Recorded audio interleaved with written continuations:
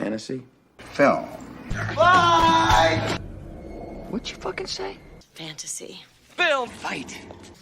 I still don't get it. Fantasy. Fight! You take the pick of the litter. We take it in turns. Someone just gotta go first. And then? The next person. They just go round and round. That's what We call it fantasy. fight. You win some, you lose some. Anything can happen. So, Who are you going with? who you picking? Today. Fantasy. Film.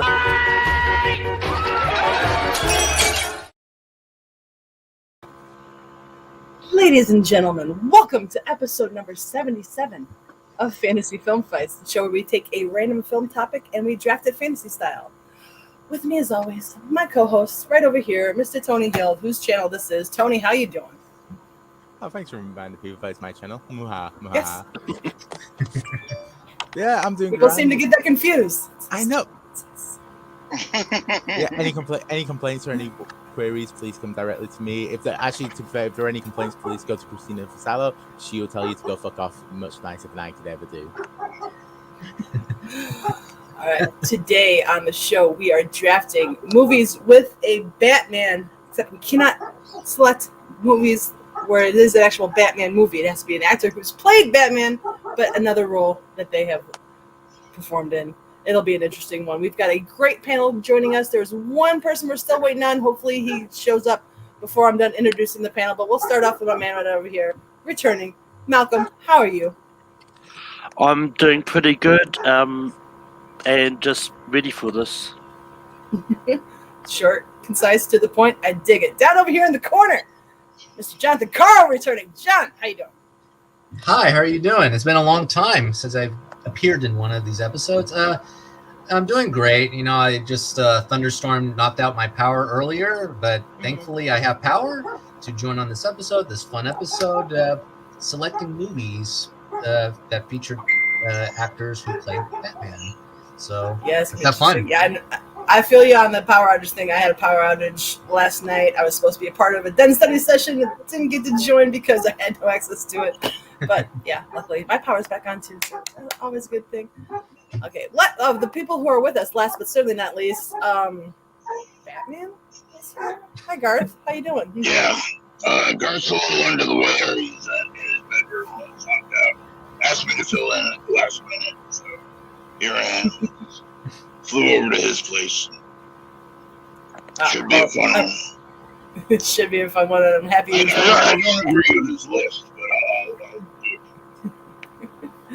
All right, we will also have. So go ahead. I was going to say, if Batman does drop the voice at any point in time, we will kick him off for being a fraud. So, just so he's aware. That's correct.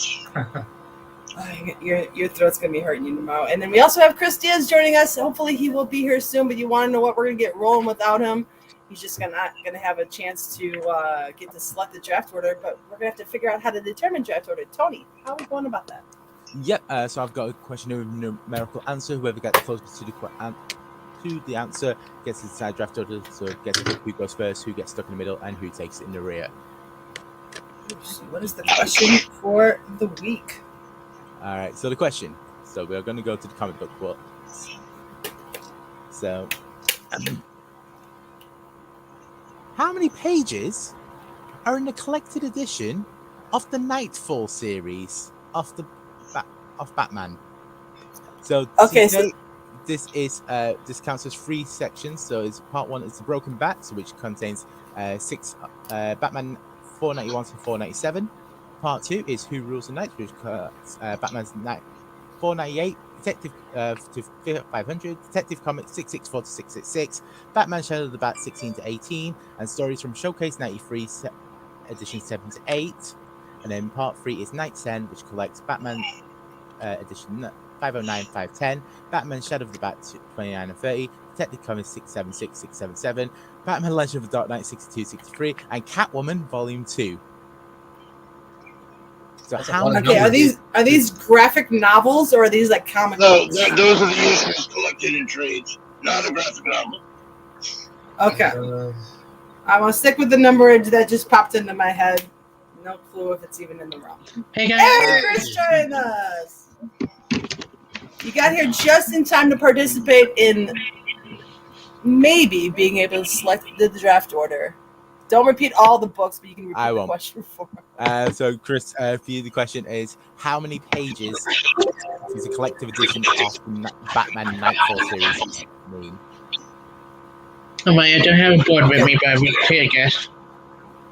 No worries, you can go first, but I think everyone's got an answer. All right. So go on, Chris, what's your guess? 235 pages. 235. All right, we'll go around the board to Garth.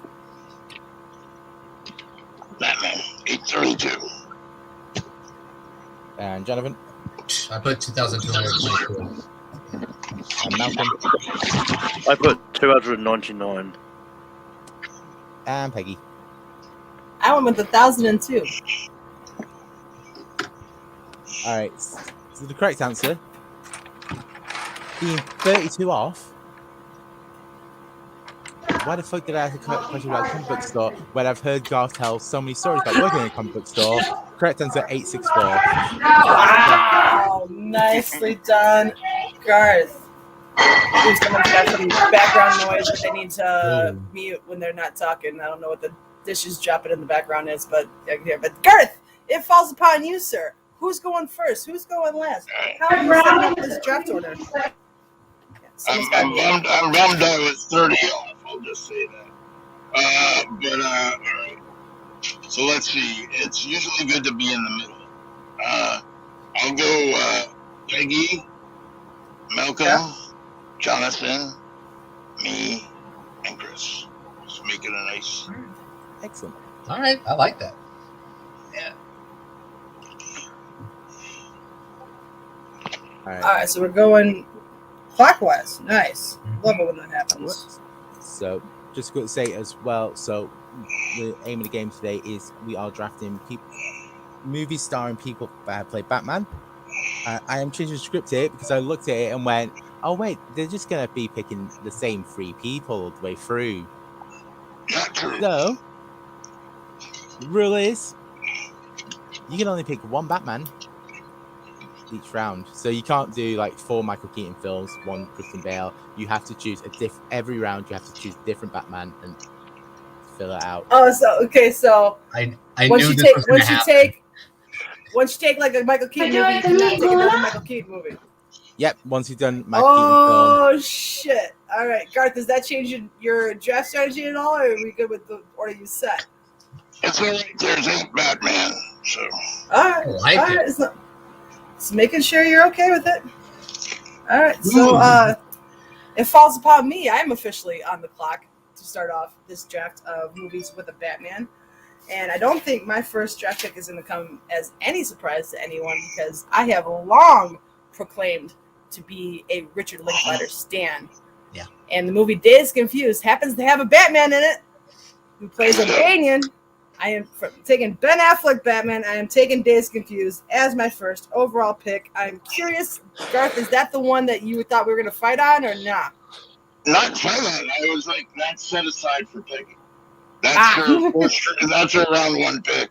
If anyone else takes it, they're in trouble.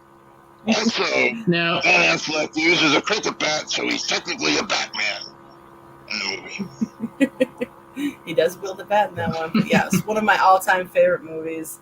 So glad you put me first overall pick so I could get it. Anybody else have this one on the draft board? I hope you did, or else I'm mad at you. Yeah, I had it on my draft board. It's a great movie. It is one of my favorites from Linklater, aside from the Before trilogy. It's a great movie. On my list of movie to watch, but I do love Ben Affleck, but getting around to it sometime soon. All right. Yeah. And I just had an asterisk by it where it's like, she doesn't take it, and by round 3, then maybe. That was the only one I was really kind of worried about, so I'm very thankful I have it on my board. All right. Guess we'll just press on. Malcolm, what are you taking with your first pick? So this is tough. Like I was always planning on picking 1 Batman per pick. Anyway, I was on. You figured Tony was going to do that. God damn it, I'm too predictable. All right, fuck it. Now you all have to pick a Superman. I'm ready. Play Batman. Play Superman. So. But anyway, for my first pick, I'm going to go for one of my favourite Michael Keaton movies. I'm going to go The Founder, which I think is a very underrated Michael Keaton movie. Like he plays Ray Kroc, who is the founder of McDonald's. It's just an incredible story. Like it's one of those ones. I was working at McDonald's at the time this came out, and we were watching. Like, this guy's a bit of a dick. And it's just one of those ones I really enjoy, and I don't think people actually talk about it often. So I chose to pick it now. Yeah, The Founder doesn't really whip up a verbal frenzy amongst most. I don't know, panel. Let's say, did you guys have this one on your board? No, because it is a good movie. It is a great performance from Keaton. The only thing I had a problem with was John Lee Hancock's direction. I felt like he disguised the sentimental tone with the that business approach, that cutthroat business approach, in which, in reality, Keaton's Ray Kroc. He was definitely not a nice person to handle business. Basically, like he founded McDonald's. He basically just took the property and just he stole everything. Yeah. Yep. Yeah, pretty much. Yeah, I mean, I love The Founder.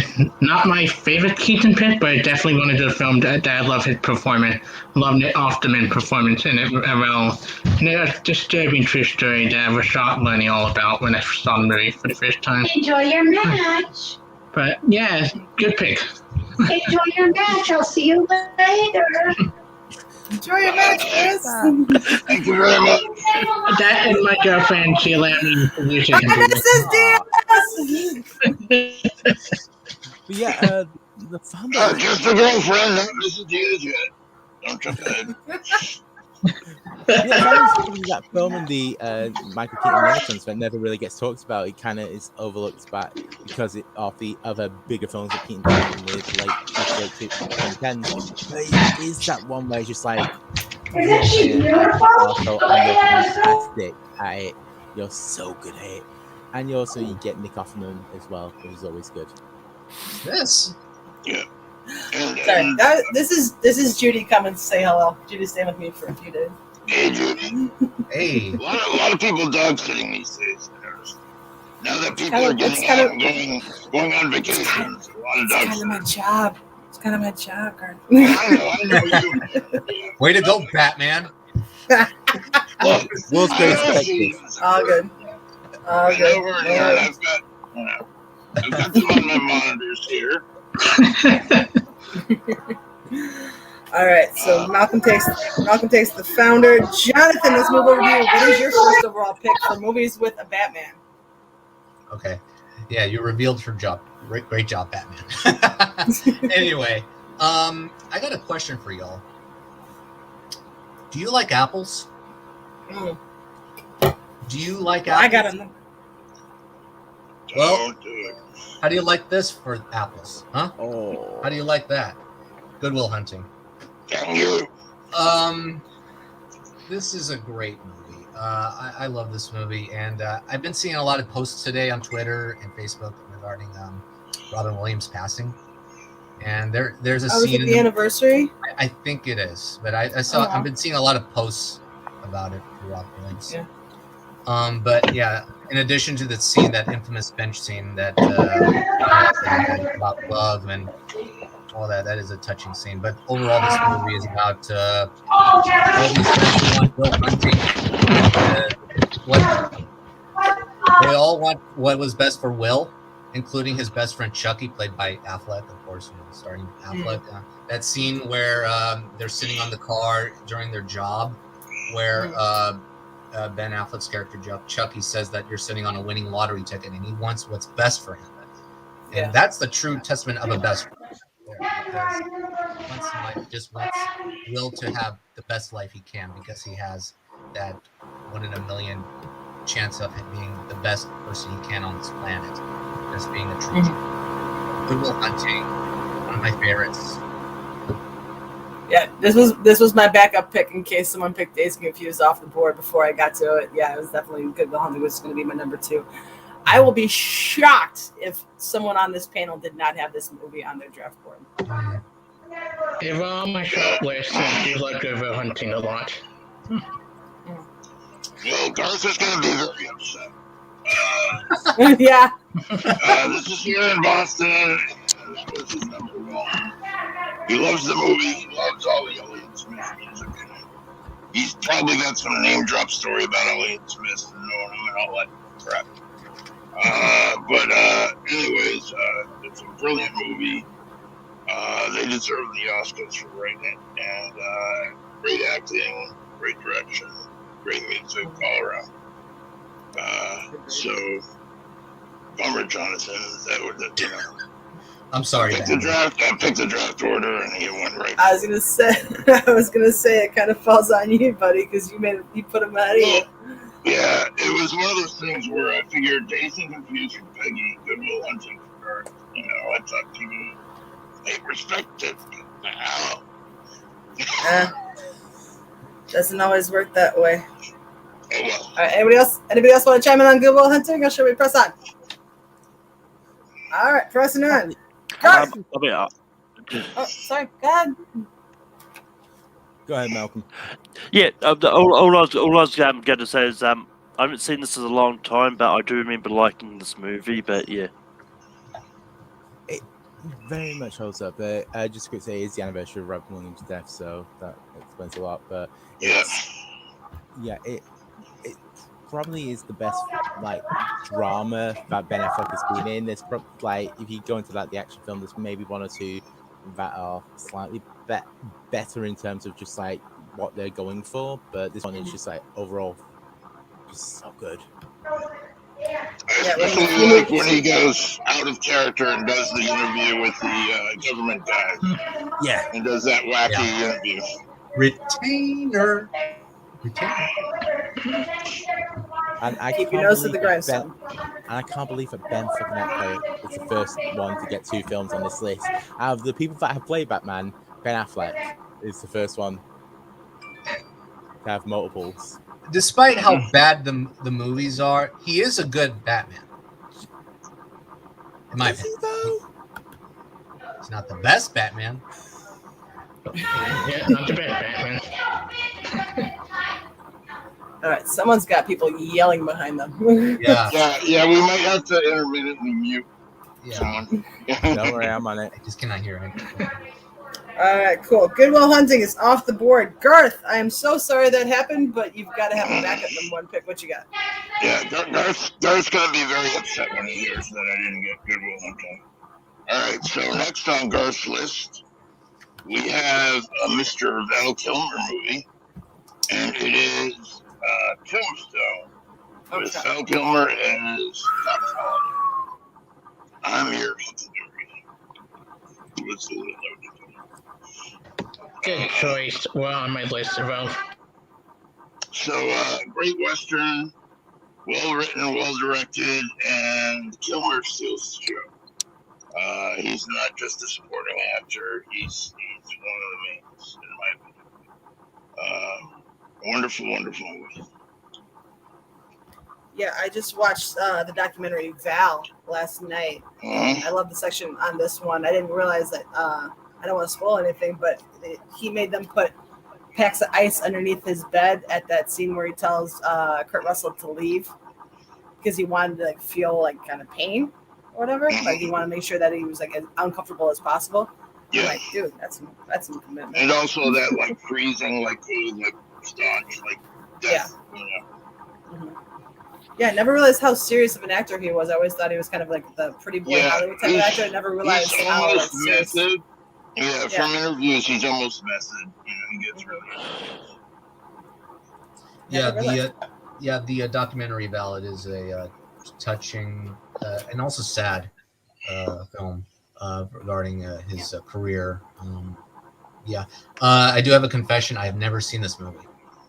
Really? Interesting. No, I've not. It's on my watch list. It's been high on my watch list for a while. So I I think you can't will say very anything. much enjoy it, John. Yeah. There's a reason why people say it's the best post classic era Western. And it really, like, I watched it after watching a few of those and going, oh, this isn't going to be as good as an Eastwood one. This isn't going to be as good as like Django. And I put it on, it's like, holy crap, Val Kilmer is amazing. I need him to go back 40 years and be like across from like Gary Cooper and all them. But it's so good. Yeah, I'm jealous of everyone that's watched the fucking Val documentary. Because I went, oh, I'll be smart. I'll watch it before this episode, just because we'll probably talk about it. For whatever reason, it's not available in the UK. It's unfortunate. I know, but it is really good. I do recommend it if it comes to your end to me. Just know that it's very unfortunate the number of people in Hollywood kind of get screwed over via the love of their family. I'll just say that and not give away too much. But all right, Tombstone's off the board. Chris, Mr. Diaz, what are you taking to close out round number 1? So I have a very different JB pick because despite he probably my least favorite Batman, he is one of my favorite films of all time. And my dad loved this film, and I loved this film. The George Clooney, Oh Brother Without Thou. Okay. Yeah, going for a popular pick, but this is a film that I love. Probably my favorite Coen Brothers film. The music is good, the acting is phenomenal. George Clooney, Tim Blake Nelson, John Turturro. John Goodman is very hysterical in the movie. Holly Hunter, and the music is so catchy. This is has to go with something I love that appealed to me. And Oh Brother Without Thou is funny, it's entertaining, it's very quotable. And yeah, to go with a popular pick here. So Oh Brother Without Thou. Ooh, I'm interested to see who else on this panel had this one from the Coen Brothers way up on their board. Did you? Anyone? No, because this is another movie I have not seen. Oh wow! Yeah, this is I've been doing a couple of Coen Brothers movies rewatches and first time watches this year, and that's also on my watch list as well because I just rewatched Burn After Reading, and this is my next Coen Brothers movie that I'll watch. Yeah, and Garth had this very low on his list. He's wicked into mythology and old stuff, and he loves the Odyssey of Homer and all that crap. So he liked the seduction of it. So. Out of curiosity, how many movies did Garth list out? I'm guessing over 100. He only went 37. Okay, so he has over 200 total. If things comes get down to funky. Garth tends to go a little overboard. He does. I appreciate it. I was expecting a post-it note or something, not a Bible. I appreciate the enthusiasm. I have not seen this one either, but because I've always had this dislike against the Coen Brothers until like the last year and a half, where I've kind of been like, oh yeah, they're actually pretty good. Like I just accidentally expected The Big Lebowski to be a lot funnier than it actually was. Yeah, a lot of people say that regarding a couple of Coen Brothers movies. Like, people don't love it. Don't love The Big Lebowski as much, or Oh Brother Where Art Thou, or Burn After Reading. Yeah, I think it was just by mistake because I went into it hearing, oh, it's a fantastic comedy, it's great, it's like this, and I was just like, but it's not as funny as that comedy. So I always put them off. It's just like, they're a bit artsy fartsy. Then I watched Fargo for the first time, and it's like, oh fuck, they're actually pretty good. Yeah, that's my personal favorite. Fargo is my second favorite Coen Brothers movie behind it. That's what I haven't seen. So. Yeah, it reminded me of my life. People putting people in wood chippers. I knew about that part. That part's been spoiled for me. But all right, end of round 1. Tony, for those who joined the show a little bit late, would you please recap how round 1 went down? Absolutely. All right, so for round 1, Peggy, you went with Dating Confused for your Ben Affleck pick. Malcolm went second with Michael Keaton's Founder. Jonathan went with Good Will Hunting. Garth went with Tombstone. And Chris went with Oh Brother Where Art Thou? Yes, another stipulation for those who joined late. You can only pick one per Batman, which Tony kind of surprised us with. So, Chris, back to you. What is your second overall pick? So this is tough. Between the one that are left, they all great movies. They all have a bunch of great movies. I do go with Bale for this one, and I do go with one that won him the Oscar, the one that I really do love by David O. Russell. I go with The Fighter. This is why I rarely, when the movie theater say halfway through the movie, they do win the Oscars. This and Fences were the only two times I ever say actor will win the Oscars. With Christian Bale and Fighter, and then Viola Davis and Fences said it both times in the movie theater to my forever with. He is so good in this movie, and the way he brings so much to this role, you talk about the thing with him and Amy added to the end, but I also talked about the prison scene where he see the documentary and he realized how much it had affected his family, breaking down at that point. It's really astonishing. And then you root for him. The whole movie is very well. Wahlberg, one of his best performers. Amy Adams, really great performance. Melissa Leo definitely deserved the Oscar that year for that. But it shows you how much versatility actor Christian Bale is. That he could be so much in the role that should be unlikable, but you root for his character and you invest in his character. And that scene along with Amy Adams to the end when he does confronting her and they're going back and forth is great writing, great acting, great everything, and great directing, one whole thing. So yeah, that's probably my favorite Bale performance. There's so many good Bale performances, but this is the one that really struck me. Because I always, before that, think of him as Batman. And then this came out and then oh, you should do more than just Batman the movie. And I'm like, wow. For some reason with this movie, I know this is David O. Russell, but I always confuse when I'm asked about it, I'm like, okay, is it David O. Russell or Gavin O'Connor? David O. Russell or Gavin O'Connor did Warrior. And they're both kind of fighting movies, so I always confuse them in my head. I don't know why. It's easy to remember. Gavin O'Connor's only done 3 sports. Miracle Warrior and The Way Back. And, Lord knows I love the movie Miracle. Yeah, this is a good pick. This is a very good movie. Yeah, mostly because of Bale. I think Bale really disappears into his role quite wonderfully. Definitely the scene that stands out to me is the scene between him and Amy Adams on the porch, where he's talking about, he could have been somebody else, and he's just doing it, for his brother. What's his name? Mickey Ward, played by Walter. This is his chance. This is his moment. This is the family's moment for Mickey to be good, to be the best. So yeah, that's a great pick. He definitely deserved that Oscar for sure. Yeah, and Garth had on his list another Boston area type thing. He's also got noted in here about Bale playing Dickie Eklund and Schmodown fans Coy Jander, trained boxing with Dickie Eklund and Lou, and has cool stories about him. So that's kind of a cool thing. But yeah, it's a brilliant movie. Everyone gets lost in their roles. People actually do some good Boston accents for a change. Amy Adams is a real Boston gal. So. Well, it's unfortunate that sandwiched between your first round pick, Garth, there were 2 Boston-centric movies that were taken from you. Yep.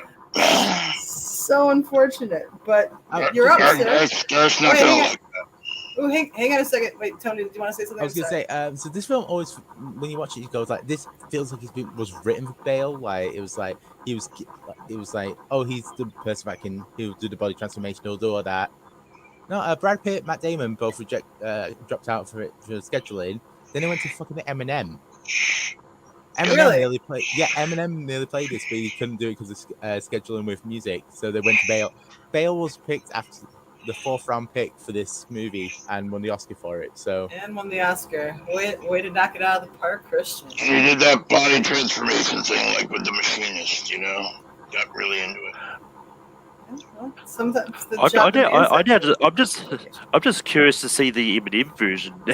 See how they would have panned out. Eminem is such a weird one because I'm kind of shocked that he hasn't done any others yet, apart from Ed Mile. Yeah. All right. Yeah, you'd think he'd be in one of the live-action Disney things soon. Garth, over to you, sir. What is your number 2 pick? Alright, so no more Val Kilmer movies, right? Oh, God, don't do it. What? No, I'm asking. No more Val Kilmer. No more Val Kilmer for you. Oh, yeah, no more Val for you. Yes, that's great. Okay. Alright, so next on Garth's list is a Michael Keaton movie. This is one of the comics ones, but not a Batman. It's Spider-Man Homecoming. With Michael Keaton as Adrian Toomes Vulture. On my list. And so he wanted this one was Spider-Man comics, all that crap. Part of the MCU, even though it's Sony. But really brilliant portrayal in this movie. Hard on his luck dad, gets his business in trouble, tries to make ends meet, and goes bad. Kind of a Breaking Bad within a movie. And the scene in the car is one of the best scenes of all the MCU. It's amazing. Where Peter already knows who he is. He discovers who Peter is. He's got the gun. He's taking his daughter out to the prom and all that. Lots of tension. I'm gonna kill you. You might kill me. Whatever. Brilliant movie. It's almost like a little bit of that like a Michael Mann Heat moment. Between the Sorry. Go ahead. Yeah, such a good movie. That's on my list. I just bought the Blu-ray today, actually, from Best Buy because of out with my girlfriend. I bought that and for home back on Blu-ray collection. I love this movie. Just on my short list, but great pick. Best Spider-Man villain so far in the Spider-Man universe besides Alfred Molina, Dr. Octavia. Great villain. You didn't like Gyllenhaal? I like Gyllenhaal a lot, but Keaton just brought the creepiness level to his performance. I agree. That acting alone is one of the best acting moments for Keaton. And I hope they bring him back for No Way Home, like the rumor is true. It's kind of blasphemous that Batman's talking about Spider-Man. No, but kidding aside, it is a very good pick, Batman. Spider-Man Homecoming, yeah, he is definitely one of the better villains in the MCU, surprisingly so. Yeah, that scene in the car that you had referred to, yeah, it's definitely gets the chills up in your spine for sure. Just, when he turns around with the gun in his hand. Oh, shit. And yeah, that's basically what I went with when I saw it for the first time. I was like, oh shit, he has a gun? Yeah.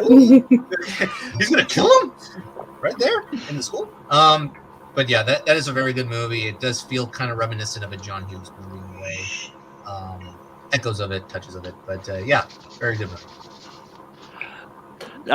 Yeah, this was definitely on my list, but I mean, I've already taken Keaton, so it doesn't matter now. But I was definitely tossing up between this and another movie he played, The Birdman. So. Ooh, thing. I gotta start writing down what he has. Don't know movies that might come up. The reveal of him being the father was one of the best reveal in any MCU movie. Yeah. Nobody sees coming. Like. I was also going to say this is probably one of the most relatable MCU villains there is. Apart maybe him and Killmonger are the only two where you go actually you have a very valid point for what you're doing. It's technically what you're doing is wrong, but morally you're in a grey matter here. It's like Peter Parker kind of is a dick for not letting you just take the money and make a good life. I guess if he didn't get involved with that bank robbery at the beginning. That deli wouldn't have blown up. You would have taken the money and gone. No one would have died. It would have all been grand. It's all Peter Parker's fault.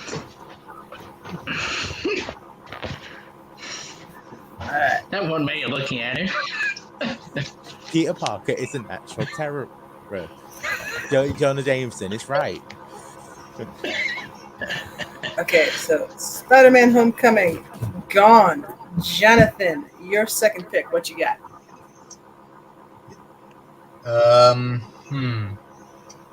Okay. Yeah, I'm gonna go with the Clooney film. Boy, there are a lot of good movies from him. Picking one is tough. I'm gonna go with one of the coolest movies ever made. It has a great cast. It has Affleck's buddy Matt Damon in it. In addition to Brad Pitt, Don Cheadle, Bernie Mac, Casey Scott Conn. Ocean's 11. Nice. Ocean's 11. Yeah, this is a great heist movie, a great cool heist movie from Steven Soderbergh. You're just invested in the characters and the plot, and also as they're in Las Vegas, like the America's Playground. It's just, you're just invested from beginning to end. From the first half where you meet the characters and Soderbergh fleshes out the characters, into the second half where the heist is beginning, and we see all the action from each character, and it builds up to an interesting conclusion where it sets up the sequel, which I like more than others. But Ocean's 11, very good movie. Yeah, Ocean's 11 was my backup Clooney movie. So glad you didn't take my actual Clooney movie that I wanted. Yeah, it was my backup too. I ever between that or 13 for my backup and one other George Clooney movie that might be brought up.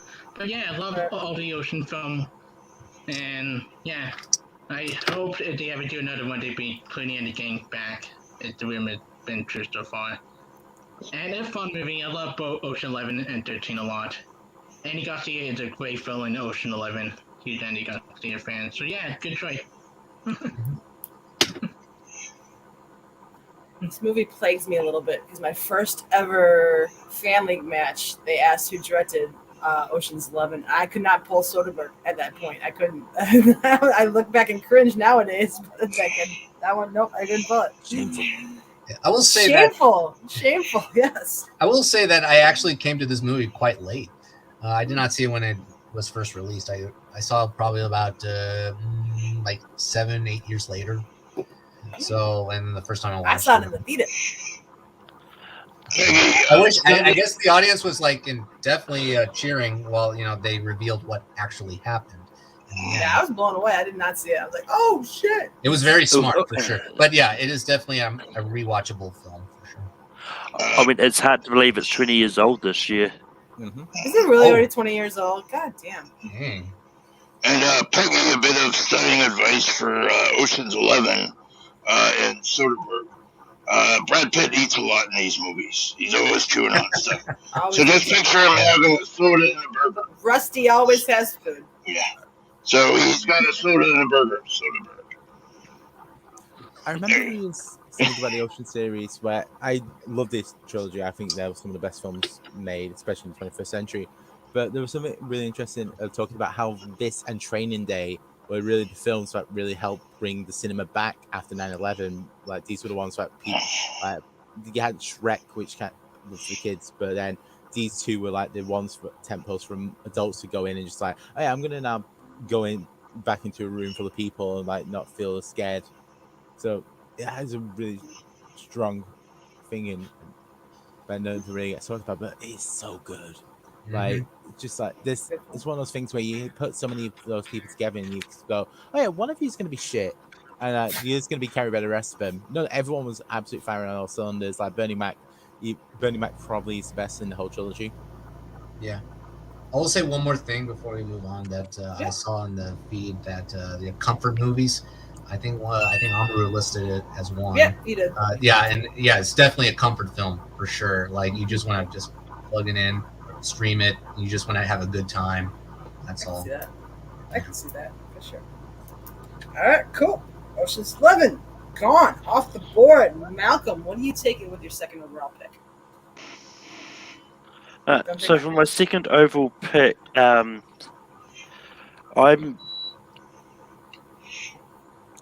feel the need for speed.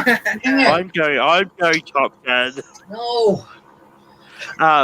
This is a movie that I actually came to really late myself, but as soon as I saw it, it's like, I don't get why it took me so long to watch this. This is just a fun movie. Like, Tom Cruise is great, and Val Kilmer is great as I can't remember which I think it was Goose, but I can't remember which character he played. And hopefully, eventually, I knew it was one of the two. I always get those two mixed up. Iceman. I mean, I hope Rick Rossovich is. And hopefully, eventually, we get to see the sequel. Yes, I've been waiting for the fucking sequel for like a year and a half. I have yet to be back to the movie theaters. So I said that was gonna be my first movie back, and they kept pushing it back. I haven't gone back. I'm waiting for it.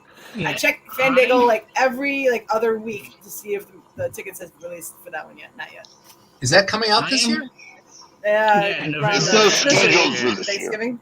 I want to say around Christmas time. November this year. It took the place of Mission Impossible date release. Is it November? Okay. Yeah. All right. Hey, even better. Love me some Glenn Powell. So I have yet to see Top Gun, but I did watch it the week before the second one came out, so I just had that experience watching them both in the same week. But I've been wanting to see it. I've been wanting to see it. I love the cast. I love Val Kilmer. I love Tom Cruise. So I decided to watch it. I'm waiting for the week the sequel to come out to do it. Probably watch the first one in the morning, then see the second one at night with my dad. He's dying to see it, so I promised to take him to see it. That's cute. That's cute. Oh, Malcolm, you took my Kilmer pick. That was my round 3 pick. Dang it. Yeah, mine yet. But it might be a surprise later, so we'll see.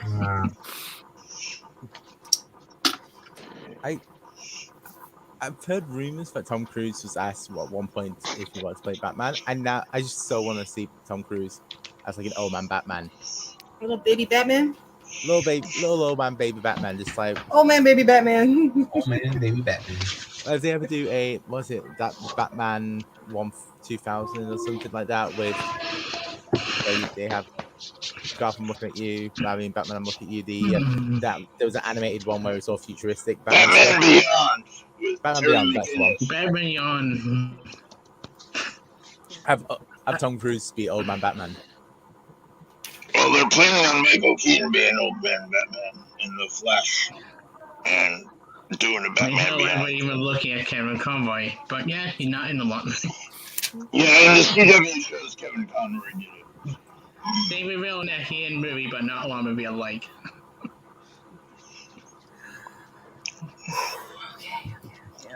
All right, Peg, you're up for your second round pick. I am up. Which order do I draft these two in? Since there seems, well, not really seems, there's only one pick. But since Top Gun went off the board, I'm afraid there's going to be a little bit of a Val Kilmer run about to happen. So to make sure I get the Val Kilmer movie that I want, I'm going to pick that one next. And I have to go with my favorite Val Kilmer movie of all time. Sorry, boys. I am taking Real Genius. Because if you've never seen Real Genius, that is the best Val Kilmer movie. I'm counting Top Gun. I'm counting Tombstone. I'm counting The Saint. I'm counting movies I should stop listing off and try to give you guys ideas for what you're going to draft next. But such a good movie. Hilarious from front to back. He has some of the best one-liners throughout the movie. If you've never seen it, I highly encourage you to. But Real Genius is mine. I am very happy for that. Did you guys have this one on your draft boards? I'm curious. Yeah, Garth had it on his list, but he's already got Val Kilmer. So. Yeah, But, when you were going Val Kilmer number one, I was afraid you might take this one. Yeah, no, he has it on his Val Kilmer's, and Val Kilmer plays Chris Knight, so he's sort of a Dark Knight in this. But it's a fun movie. The whole thing with the lasers and all that, and all the other geniuses. Outcasts, introverts, everything. And for comedies of those times, based in a college, it actually ages well. It doesn't have many cringe moments, you know? I actually have a shout out to my friend Nicole. Every time we're hanging out in Tears for Fears, Everybody Wants to Rule the World plays at the bar. I have to run over to the popcorn machine, grab a handful of popcorn, and throw it at her. It's just tradition at this point. Did y'all take a look at my watch list before the show? No, seriously, I'm serious. Like Tombstone, Oh Brother, we're out there on Real Genius. My goodness, they're high up on my watch list, so I cannot That's a good contribute. triple feature. And you took look at my watch list left. It's on my watch list. Val Kilmer. I go through a lot of his movie when I can. Not the It's one so I've been good. picking yet. None of my two Val Kilmer picks have been picked yet. So you're hoping none of them. Okay, so I have all these stickers on. I have all these stickers on the back of my board, and I have this one that didn't fit, and it says a girl's got to have her standards. The only reason you would know what this means is if you've seen the movie. I just couldn't fit it on the board. Maybe I should put it back on the wall. I'm gonna be honest here. I've never seen it, and I always, because I've only seen the poster of it, I always thought that was Zach Morris from Saved by the Bell. If you go look up the poster, it looks fucking exactly like Mark Paul Gosselaar. It does not look like Mark Paul Gosselaar. It's totally Val Kilmer. Come on. I think you'd enjoy this one, actually, Tony. Yeah. I think you would too. I think you'd get. I'll give it a crack. It's done by Martha Coolidge, who did Valley Girl, and I love Valley Girl. So, And it's got the bad guy from so many, Ferris Bueller and Die Hard. And all that. William Atherton. Yep. Also the bad guy in Biodome. basically, But hey, he's Batman in every 80s film. William Atherton. That's true. That's true. All right, so that brings us to the end of round 2. Tony, recap time. Take it away, sir. Absolutely. All right. So Chris went versus round. He went with The Fighter. Garth went next with Spider-Man: Homecoming. Jonathon went with Ocean's 11. Malcolm went with Top Gun, and Peggy went for Real Genius. All right. Entering round 3. This is where I get nervous because I don't get another pick for a while, and I'm so afraid other ones that I want are going to come off the board. But of the I only wrote 8 movies down on my draft board because I figured nobody was going to go for the ones that I wanted. And the one I would be the most pissed off if somebody else picked up is the one I'm going to have to take, and I'm going to take a Michael Keaton movie. I'm going to take a Michael Keaton movie where he plays multiple roles because the title of this movie is Multiplicity. Yeah. Multiplicity is an underrated comedy. Michael Keaton knocks it out of the park as 3 different versions of himself. It's hilarious. If you don't understand what I'm talking about, just make sure you see the movie. He's great. Eugene Levy is great in it. Andy McDowell's great in it. It's just, you have to see it. I don't want to spoil too much for you, but I'm so happy that Multiplicity is on my squad. Now, question, other than Garth, did anyone have this on their board? I figured Garth. No, I did not. I thought it was a fine movie at the time when I saw it. I just need to rewatch it again. It was just fine at first. That's fine. Yeah. On my list to watch, I've seen a lot of Michael Keaton movies, so someone didn't just get onto the board. But I do want to see it because you've been talking about it. A bunch of people I know talk about it, so I have to watch it. I bring it up a lot. Yeah, and Garth did have it on his list. He really likes it. And Keaton playing the 4 different roles, the main character and his 3 clones. And I love the ending where the 3 clones move to Florida and open a pizza place. Yeah, we're gonna eat a dolphin. Hey, pizza! He throws it like a newspaper. Yeah, it's a very fun rom-com. It's probably one of my least favorite Harold Ramis films. Oh, it's Caddyshack is my least favorite, then Multiplicity, then the rest. What? Like I there's something about this film that it just I don't know what. I guess because I love Bedazzled. That film it's right up my alley, and Groundhog Day is an absolute masterpiece. So I think I watched them and then Multiplicity was just like, it's fine. It's like, I think we know when the noise comes. Yeah, I will agree with you. Yeah, I think Multiplicity is one of my least favorite Ramis films for sure. I do have a soft spot for Ramis films. I know you're not a fan of Bill Murray, but I love Groundhog Day. Yeah, I love Groundhog Day too. That's like one of the only Murray films where I'm just like, oh yeah, he's acceptable in this. No Day is acceptable. But to be fair, I also haven't seen stuff like Stuart Saves His Family. I've not.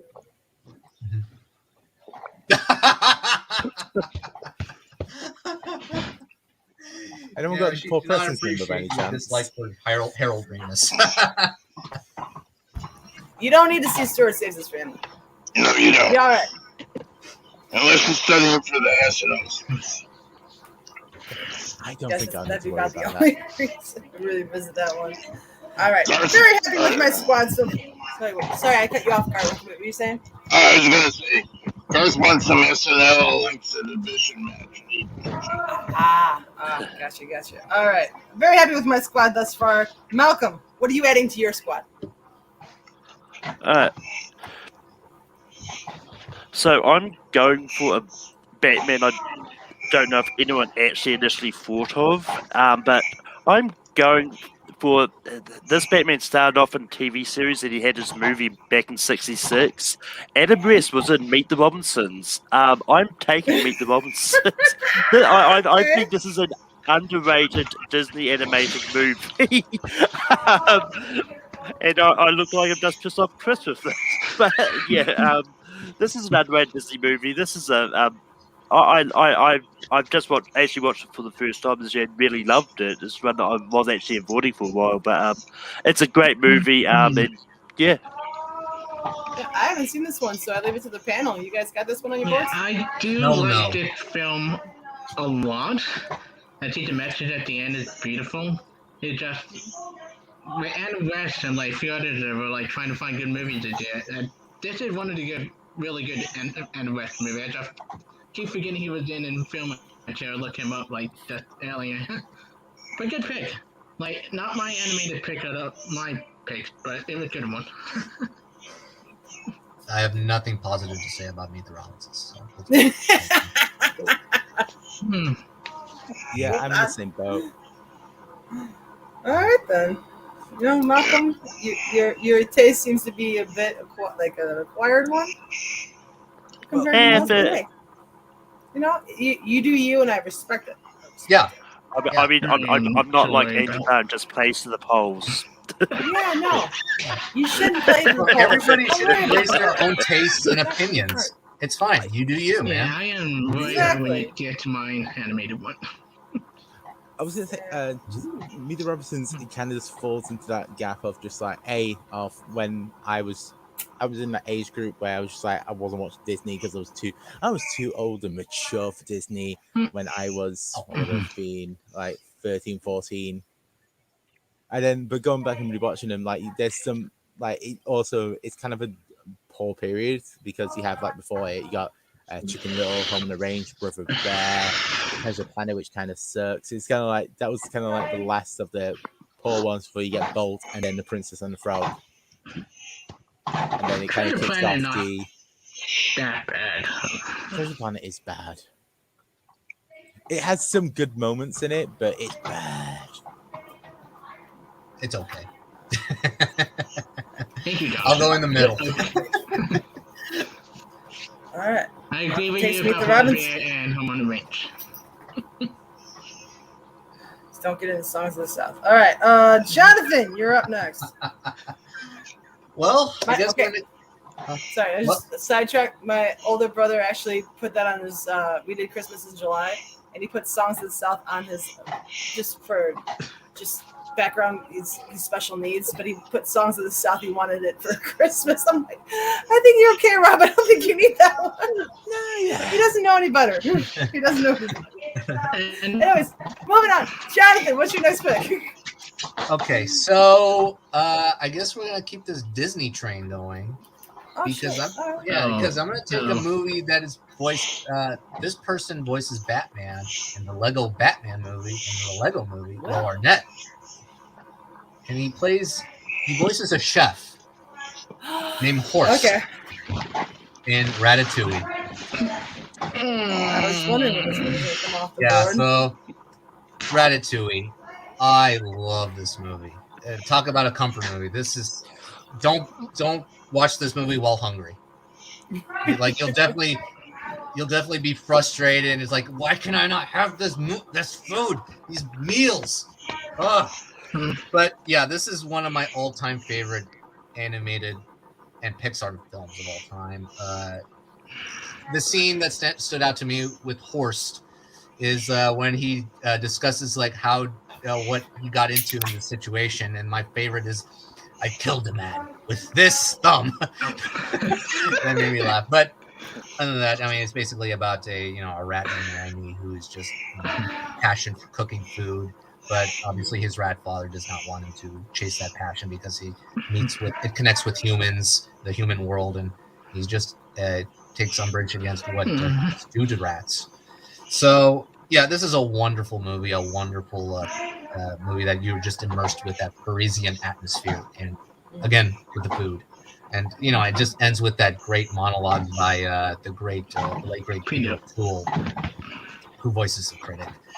Yeah, Ratatouille. All right, here's Let's say you go for it, Peggy. I was gonna say, here's where Tony gets mad at me because I still have yet to watch this one, and it's one of Tony's favorites. So I don't watch it recently with my girlfriend and never seen it before. I love this film. Whenever I look at Will Arnett, it's one of the only few one in my head had to come to Will Arnett. I love Ratatouille. I love the ending. I love the message. I love the voice act. I love the humor. Yeah, great pick. I'm a little bit jealous that you get to pick one of my alternative pick. Yeah, Star Drew, welcome to my film festival so far. It's a pretty good film festival. And my girlfriend loved it. So she should. It is one of the finest Pixar films there is. Just like everything about it just works. And it does, I think you mentioned that it feels Parisian, and it's weird that a film can feel so French without it being in French. But yet it does. Like you just imagine someone walking out of an umbrella shop halfway through this film that it's that French. Or like Amelie just to be walking in the background somewhere. It just captures it so well. Yeah. Yeah, and for Garth, he's going to be upset because this was his Will Arnett movie that he had. Oh no! So I'll have to go to his backup list if he needs other Will Arnett, but we'll get to that when we get to that. I was saying, Garth's gonna be upset with you, Batman. I know. Taken right before he go. He's gonna be like, "Where's my deliverable hunting?" Anyways, but yeah, this is a wonderfully touching movie. But if it weren't animated, it'd be a horror movie.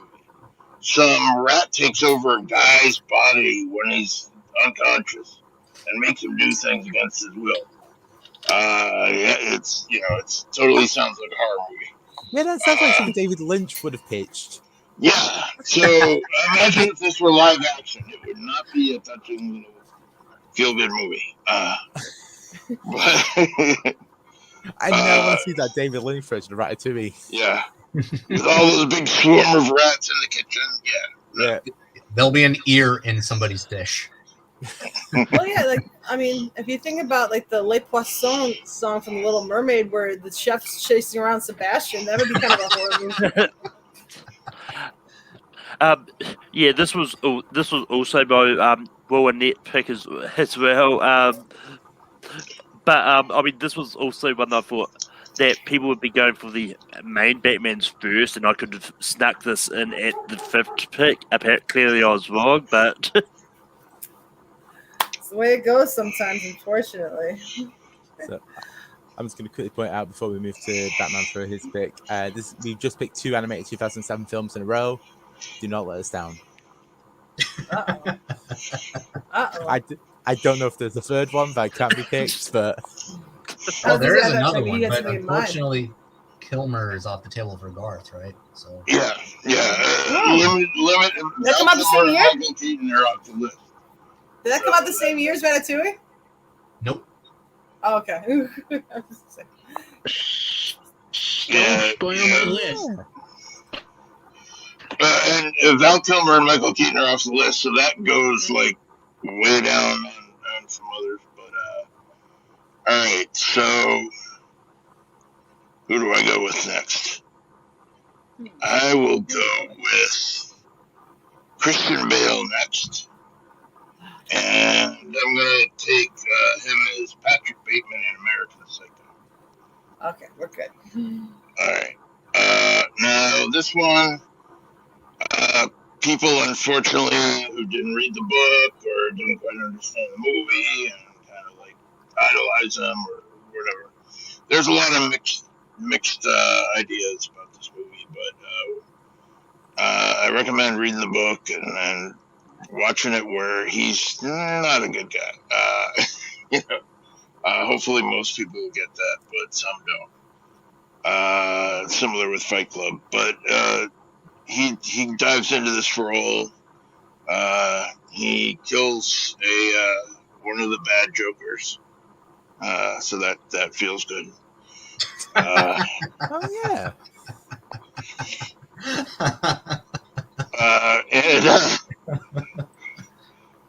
But yeah, it's a pretty good adaptation. But yeah, I really like this one. So. Yeah, I know a lot of people love this movie. It's not my personal cup of tea, but I mean, I don't begrudge anyone who does enjoy this one. So have at it, you guys. Yeah, this American Psycho, it's like a, I would say like I like it mostly because of Bale's performance. If you take out Bale, this movie is just utter trash, in my opinion. There's Jake right now. Jake be losing his mind. Yeah, Jake Meltzer is now flipping tables. Yeah, but it's just, I don't know. I just for some reason I just don't vibe with this movie as a lot of people do. Yeah, but it's a great performance by Bale. Talk about Oscar snubs. Yeah, Christian Bale should have gotten like some recognition for that. Yeah, Batman picking Bateman. Yeah. Oscar snubs. That sounds familiar. Yeah, it does, doesn't it? If I don't know, in maybe like 2 weeks' time or something like that. Oscar snubs. I don't know. Might be happening. Cool. Nice. I mean, Way to be on point with that one, Tony. I'm very impressed. He's the master of the plugs. I with Jonathon and with Peggy here, I think American Psycho is a fine movie with a great performance in it. So it's like not a bad pick, not the best Bale pick it is, but it's still a pretty decent pick. I mean, I understand. Yeah, I believe he's a psycho. I believe he's crazy. He pulls it off really well. But is this one of those movies that I'm going to go and revisit over and over and over again? Hell no. No.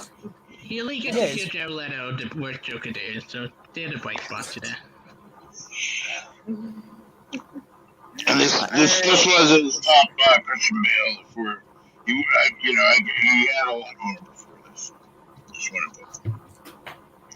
I think my issue with this film is that it was like the cast is fine. Like Willem Dafoe as the detective is really good.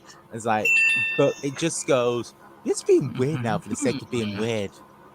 Like I think it was the second the ATM machine that scene comes up, and it's just like, okay, I know I'm checked out now. Bye. I was checked out of the business cards. I know, but I can see that in like being this thing where it's just like but the ATM then everything that happened afterwards that was just like the step too far of just like, okay, I don't want this crazy in this movie.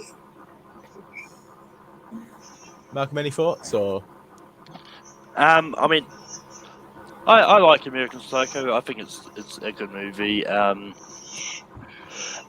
But yeah, I saw it for the first time early this year, so I don't really have much thoughts about it. That's fine. It's been a while since I've seen it. That's cool. No worries about that, dude. All right, quick story about this before we move on. So when me and Jacoby first started the team, we gave each other films just to like get our taste. This was one of the films he gave me. I still to this day think he's secretly a psychopath because of this film. It was like we gave each other like a list of like 5 films just like that represent our taste and stuff. That, like, your aesthetic, if you will. Yeah, this is like his second one. It was just like, I picked Babe. Yeah. I would not even rate my top 1,000. You're going to kill me. Well, I won't psychoanalyze Garth, but yeah, you're kind of on point with that. All right, so over to Chris to close out round number 3. Chris, what you got? So I drank over October. I have a between 2. Okay. I hope the other one gets picked later on. But I drank over the one Jonathan made a little bit of reference to, and I said, shoot, don't mention my pick. It came out in 90. I forget, like either 98 or 97, but it is one of my favorite DreamWorks animation film, The Prince of Egypt. Yeah. This is a film that I am Catholic. I'm not the biggest religious person, but this is my favorite religion film. The voice acting, Val Fine, Val Kilmer, Patrick Stewart, Martin Short. Like, the list go on and on. It's so good. And the emotion in it. Like, I dare you, go back and watch the scene with Ramsey and Moses. When Moses gets the ring back to Ramsey. What? Just his face. The stuff he's going through without no dialogue at all. Like, sadness, denial, then cold anger that he turned into him hating mode at that point, and one of the best animation in any scene in the movie. The best scene, music is phenomenal when you believe. The play sequence is stunning. Like, I have to go. This is one of my favorite DreamWorks animation films, and a lot of people should watch it again and again, and watch that Ramsey scene because it's been brought up before. That is one of the best animated faces moment in any film, with no dialogue at all, going through different emotion at the same time. Yeah, so Prince of Egypt. Prince of Egypt. Curious, what does the rest of the panel have to say about this one? Is this one you guys were targeting? This is one of my favorite animated films for sure. That's a great pick. Yeah, I just wanted to go with I just wanted to get the Steeler there with Will Arnett with Ratatouille. So yeah, again, great pick. Prince of Egypt. Yeah, I mean, I like Prince of Egypt. It's a good movie. It's just one of those ones. Like, I knew with Kilmer there was a few bigger movies I wanted to try and get before I actually even considered this one. But it's a good pick. This is the one where Mariah Carey and Whitney Houston sing. Yep. Yeah. Yep. Which is the only thing most people remember from this film. Yeah, and Garth didn't have this on his list because he grew up with a religious mom, and he kind of rebelled against that, so he's not into the Bible thumping stuff. But it's kind of cool. On that, Garth. Kilmer's Moses and God, so it's kind of a cool. Voice is God as well. Voice of God is really good. I need to rewatch it because the last time I watched it, I was probably like 9 or 10 years old. I was eating tired in school, and I shoved it on for like 2 hours. The last day before Easter holiday. Yeah, it's got to be at least. I mean, I probably saw it after it came out in theaters, so it's got to be at least 2 decades. It's been a while. Yeah, I watched this movie a lot in school for sure. That'd be a good fantasy fun fact. It's the movies you were forced to watch in school. Oh, I guarantee you, this is one of them. Writing it on the list now. Yeah, and I do agree with people. The team watching Martin Short, fighting with the big boy now, wasn't necessary, but that one of the only negative in the movie, but the rest of the movie is phenomenal. Like, That's a good. Also, that has that question of just like, what would happen if it was a major hit? Just like how much more DreamWorks would have made of just like, here's a story of David, Samson versus Goliath. I believe they actually did do a straight-to video sequel to this. Well, it wasn't what it was called, but it was about Joseph. I know that much. Ah, yeah. Oh, and forgot about that. did another 10 Commandment musical that Bill and I were looking him up. I'm like, he did Moses again? Did that? I don't know how I did that. Sorry. All right, so here we go. We'll get cracking with the Naki, so we'll go with round 3. We'll move on. So Peggy went first this round. She went with Multiplicity. Malcolm went second with Meet the Robinsons. Jonathon went with Ratatouille. Garth kept going with the feel-good theme. The feel-good animation theme that was going on right half here with American Psycho. And Chris went the Prince of Egypt. I'm sorry, but I don't think Will Forte was in Ratatouille. I'm sorry. I'm just trying to remember when Will Forte played Batman. Yeah, Will Forte never was Batman. It's Will Arnett. Yeah. Will Forte was the last man on Earth, and I still maintain that Saul kind of looks like Will Forte as the last man on Earth. You get me too much to Will Arnett and Will Forte and tell me you could tell the difference. And Will Rodriguez is great in The Last Man on Earth, and Garth will name drop that he was in the movie. He was in a movie with him. We'll do movies with a Will at some point, I'm sure, like episode 3987. and watch the panic set in on Tony's face. He's like, "We're gonna get to that fucking money." No, probably not. But I like sleep. All right, round number 4. Chris, kick it off. What you got? So down to Keaton and Affleck. This is tough. Like, should I go with the one that I've already somebody else would pick for Keaton? Should I go with my more underappreciated Affleck movie? I already got both, so I don't give a fuck. Pick whatever you want. You know, I do think Keaton for last, but I'm going to go with an Affleck movie I think not a lot of people have seen. There's one of the last movie I saw before my theater closed down, but it's probably my favorite performance from him due to his personal life kind of being involved with the film, and I think it's a really good movie. The Way Back, that came out last year with Ben Affleck, where he coaching basketball, also him dealing with, alcoholism and a bunch of other stuff to launch a child. And I think it just, when you watch the movie, it's not something you see for Affleck, like the quiet, emotional performance. Like, you had to do a little stereotype, but a great movie. There are funny moments. Also, did hard story to watch about, he lost his child and then him dealing with it, then his great relationship with his wife and everything. But Ben Affleck at his best, I think if it came out later, I think there would have been an argument for Ben Affleck for maybe some Oscar consideration, because this is way different from Ben Affleck ever given any movie. So I say probably not. I know a lot of people have seen it, but this film that really hit me home for me, especially kind of come from family alcohol and a lot of things, different things that I connected on several level. Yeah, this is my favorite Ben Affleck performance. I got my any directing movie, but I really wanted to bring something, a movie not a lot of people have seen, that came out when the pandemic hit it. Oh, yeah. I've seen this one, and so as a huge fan of sports movies, I happen to be a bit underwhelmed by this one. But maybe that's just me. Maybe what's the panel did this movie? You guys got it? Yeah. This was definitely marketed as a sports film for sure, but it's really about him wrestling with his alcoholism. Yeah, it's kind of like Flight. Like like Denzel it's mostly about Denzel wrestling with his alcoholism, and it's not really about the investigation. Well, there is some investigation. Some investigation about the airplane crash. But yeah, The Way Back, it's a solid movie with a great performance by Affleck.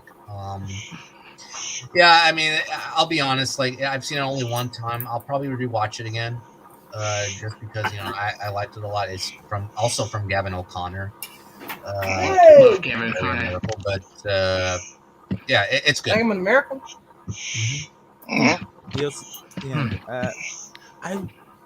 It was fine. I thought that they handled the alcoholism quite well. I didn't think it was that great of a sports film. It was kind of like stuck in between two worlds. It wasn't strong enough as a drama for it to stand on its own legs. It wasn't strong enough as a sports film to stand on its own legs there. It was just kind of stuck in the middle. And it's probably the weakest Gavin O'Connor film out to date. Wow. And depending on how many people have picked Affleck films, there was a better choice, in my opinion, in the filmography of Gavin O'Connor. Yeah. Okay. Yeah. Garth had this on his list, but yeah, as Tony just said, there is another. He's directed. Ben Affleck. Yeah, I agree with you on that one, Tony. I have to look up now. But yeah, the basketball is sort of a side story almost. I don't know. I wouldn't call this a sports movie, but I guess it's listed as that. But But there's other movies that have like had a sports background that haven't been necessarily about the sport itself that have been more successful. And Yeah, like Moneyball. But it's still, I mean, if you're going to do a Kevin O'Connor sports, then it's like Miracle Warrior the way back, I guess. You know? Yeah, it was. I think that was part of the advertising as well. It was like Gavin O'Connor, Sport, Miracle Warrior. This is the third one of his, and it's like when you say that, you're kind of expecting it to be on that part of just like it being like the emotional baggage of like Warrior, but yeah. It's all good, Chris. Don't worry about it. You know, I remembered I recorded this by accident on TV because I thought I was recording the Ray back. I just saw the title and just thought, oh yeah, I haven't seen that. I'll record it. I started watching it. It's like, oh, is this me? I haven't actually seen this. When does Sam Rockwell show up? I thought this was at a theme park. But that being said, I did like the way back. I do think it was very underwhelming. I mean, I actually watched it this year for the first time, and it's just one of those ones that I heard everyone go, "Oh, Ben Affleck should have been nominated for an Oscar." It's like he's fine, and I was happy with who he was nominated that year. So yes, it was fine. It was fine. Pulled it off well. Oscar. So, all right, Garth, what is your fourth overall selection?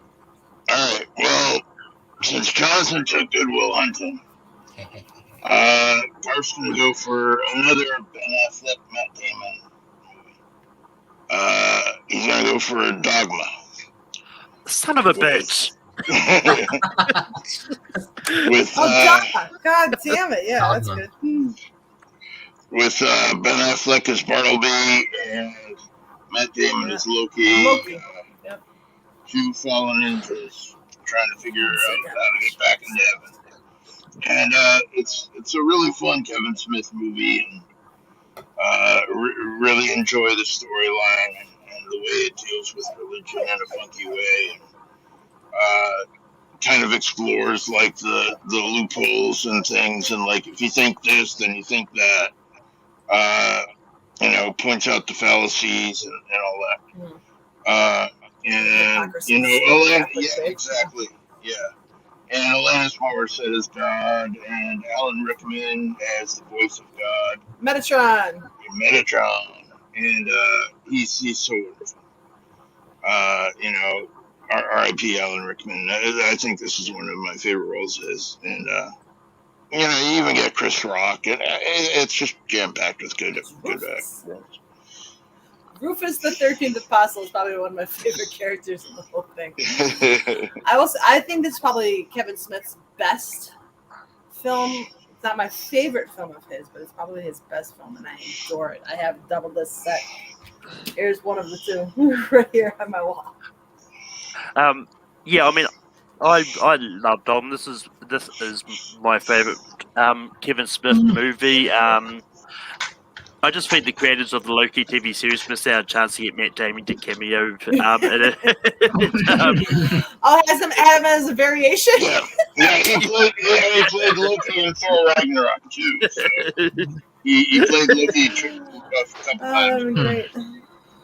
Y'all better need to get out of my watch list. And get Jim Carrey in there too, the mask. And I do like that Matt Damon is returning in Thor: Love and Thunder, so we'll see if he's Loki again or if he's different.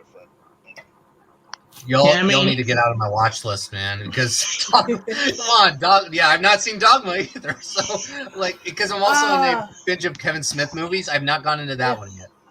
So. Carl, you'll dig that one, and don't be afraid to watch Jersey Girl.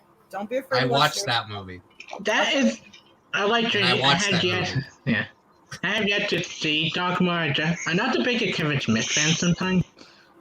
Maybe because he more his disturbing stuff, and it really turned me off a little bit from his other stuff. Like Tusk was really disturbing and Tusk is a little weird. It was bizarre.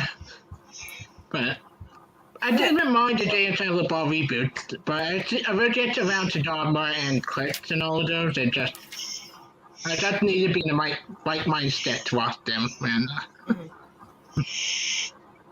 That's a weird way you went, because usually it's you start with the Clerks and the Dogma, and then do the Red State. Yeah. Yeah. No, it's got to be an interesting, different approach to Kevin Smith's filmography. I did like Matt Damon cameo in the rebooted scene as the Loki. That thing cracked me up so much. But if you've never seen Dogma, it doesn't make so much sense. It'll make much more sense when you see it. Yeah. All right, so Garth takes Dogma. Caro, your 4th round pick. What you got? Man, it's getting harder. Yep. I have not picked the Keaton movie yet. Or a Bale one. That's weird. 2 1 are still on the board, so I'm very happy. There are 3 type Michael Keaton movie that I hope nobody picked. That's just my list. Okay. Yeah, there's one Michael Keaton that I saw. I'm surprised doesn't come off the board. All right, I'm gonna pick my list and nobody else get up to it. Okay, I'm gonna pick a. Oh, I love 2 of these. Okay, let's go with it. Okay, I'm gonna pick a Bale movie. Okay. The Prestige. Okay. Yeah. Yeah, this is definitely one of the more underrated Nolan movies, and I think over time, for me, it has gotten better and better, and it's climbing up for sure in terms of Nolan, because I think for me it's one of the more rewatchable Nolan films. I think like Dunkirk's gone lower for me. Yeah, I think it's just one of those great movies where you just have to pay attention to this big trick that Nolan is basically presenting to you, and Bale's character is definitely a fascinating one because you perceive him as like a villain in a way, as he goes against Jackman's character, and then when we get to the reveal, it's just a great revelation. It's not the reveal; it's the Prestige. Yeah, it's like, oh, you fooled me. Nice going. So the Prestige is definitely one of the better Nolan movies in my opinion, and that's my pick for sure. This is one of the ones I didn't watch until this year, and I found it very interesting. Shout out to Piper Perabo. She was in it for like 10 seconds. I was like, hey, you're still working. Great, that's awesome. Yeah, but she sets up the plot in a way. Yeah, she does. Yeah. Absolutely. It is a phenomenal movie. This is probably my top 3 or 4 favorite Nolan movie. I think it's a film that I've rewatched so many times and get better repeat viewing. Kane is really in the movie. That one speech he gave during the funeral is really great scene in the movie. She's damn great. Everybody, David Bowie is really good in his Tesla. Like, yeah, I love this film. Good pick. I am embarrassed how long it took me to realize that was David Bowie. Oh yeah, it took me a minute. It did. I'm sorry. Anybody else want to comment on the Prestige? Yeah, Batman vs. Wolverine. Put them together, get Darklaw. And Alfred was in it too. In a magical act, but without the claws and the cape. Well, they're a cape. All right. Cool. Prestige is off the board. Oh, sorry, Tony, go ahead. What was that? It's going to have to call. That's an old film. Wow. Ah. All right. I'll quickly try and fill up that. I'm trying to find it. Whoever that is. With the Prestige, I always have that issue of rewatchability of just because it's like, do you get what I'm going at? Do you get it? Do you see what I did there? That means the end part. I spoiled it right here. And that just annoys me when I rewatch this film now because it just feels like Nolan's just hitting you on the head with just like, oh, you really should have figured out the twist already. Yeah, that's my problem with Tenet the same problem you have with the Prestige. I think that's more the issues with Tenet than the Prestige. It probably. I've had this issue for Prestige for a while, and that's part of the reason why I haven't watched Tenet, because I've heard that it's like people say, you know that thing that you hate about the Prestige? It's even worse there. So I've not touched it yet. Even on HBO, the dialogue's still hard to hear with Tenet. Yeah, but I think I just love it how subtle he does it, though, because you just pay attention to the characters and the plot instead of the magic trick, the big magic trick. So, or how do you call it, the prestige of the film? Cool. Malcolm, what is your fourth pick? So my fourth pick, I'm going to go for Bale, and I'm going to go for another sports movie. I'm going to go for Ford v Ferrari. That's a great We're pick. good. Oh, And my I got the backup five I wanted. pick. That's a great pick. But I mean, once again, Matt Damon comes up. But anyway, but yeah, I mean, Matt Damon is great at this. So is Christian Bale. Like, this is one of those movies that I went in not knowing what to expect because I didn't know much about the actual story behind to this. And even after the movie, I don't know how much of that is actually accurate as well. But that being said, that's the problem with most biopics. But like, this was just an interesting story, and it's just great to see it on screen. I haven't seen it. I haven't actually gone to rewatch it in a while, but I knew I loved it the first time I saw it. So yeah. I tried with this one. I tried.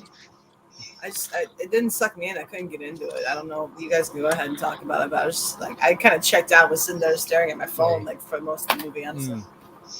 Yeah, I dug this movie. I love this movie. I think it's just another one of those feel-good movies that is actually rarely comes across for me. It's like just one of those inspirational movies, and it's actually one of the rare great racing films in my opinion. And yeah, Bale definitely has charisma in his character compared to his other more emotionally driven and despondent characters like American Psycho and others, something like that. But yeah, that's a great pick in my opinion. Ford versus Ferrari. It was definitely one of my many highlights of 2019 for sure. Yeah, last time I was on here, I mentioned Ford vs. Ferrari, I think, for directed by Jane. I love this film. It's one of the films I've been not knowing much. I remember working that day at the movie theater. I had to leave halfway through because of work, and I called my dad up and like, get down there, you have to see it, and he loved it. And then I went after it and watched the rest. I'm like, this is probably one of my favorite Bale performance and Damon performance. I think the scene at the end hit home to me a lot when Matt Damon's on. No, Christian Bale's on to tell him, Matt Damon, he was your friend. Like that realization that's sitting there. Like they're a funny scene. I always would support any movie with the actress I love for Outlander, the main actor in Outlander. She's really good at being wife in the film. But yeah, great pick. Like this for my backup Bale. Great performance for Bale. And a lot of great performance definitely for John Birdsall and a bunch of other people. And Tracy Lett, I think, the one that played the head, is really good at film as well. But yeah, good pick. Like, I'll say that Josh Lucas plays one of the biggest jerks in recent years. It's Tracy Lett the guy you're thinking of, the head of one of them, that Little Women. What? He's the one that Damon took out for a ride in the car. Like I always forget the actor's name. Oh, him. Oh, that's that's Tracy Letts. Yeah, the head of the publishing company, Little Women, that already were like the same year. It's just...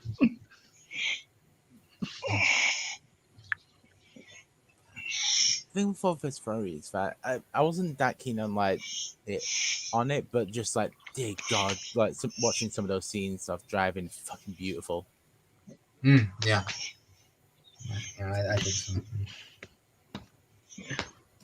Yeah. So that's everyone to me now. Go to Peggy for her fourth penultimate pick. I thought you had your last two ready. Oh, she's muted. She's Peggy. Sorry, I coughed earlier. I want to mute myself. Sorry.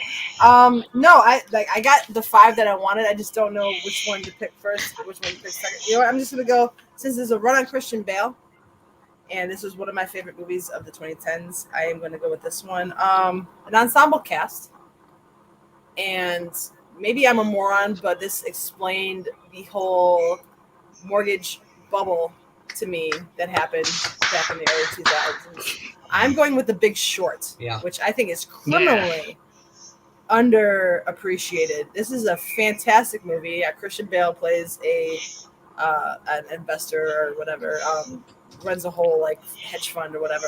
Yeah.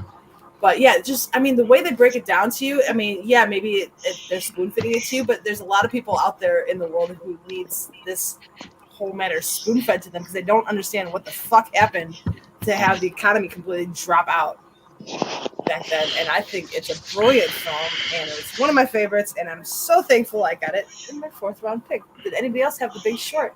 Yeah, that was actually one of my other Bale picks for sure. Sadly enough, this is timely to today, for sure, regarding this COVID situation and businesses, going sour. I think there's going to be a movie in the future about this situation, about the COVID-19 and business situation. It's a great movie in my opinion. Adam McKay directed really well. Balancing and surprising from Adam McKay, right? McKay balanced the issues, the important issues regarding the stock market and businesses going down with the humor. There's some humor in the movie, a few of them from Bale. But Bale acts the hell out of this film. He does a great job. Personally, I would have nominated Steve Carell over Bale that Oscar season. Yeah, but because of the last scene for sure. But I think it's a great ensemble cast where, especially the scene where Bale just loses it when he's doing the drums, banging the drums out. So that's a great choice, Peggy. Yeah, this is the better Adam McKay and Bale collaboration than the other one. I think Vice is fine, but Big Short is much better film. It's funny, it's interesting. I didn't know much about the story, but it had me so invested from start to finish, and it made me mad the movie on. Robbie's little cameo at herself, like a bunch of other people's cameo. That's a very funny film. A great film. This one my third backup Bale pick because there's so many good Bale movies. This is one of my favorite of his. And it's so interesting rewatching it today because I'm gonna do how to still to the day as it done back then. Great pick.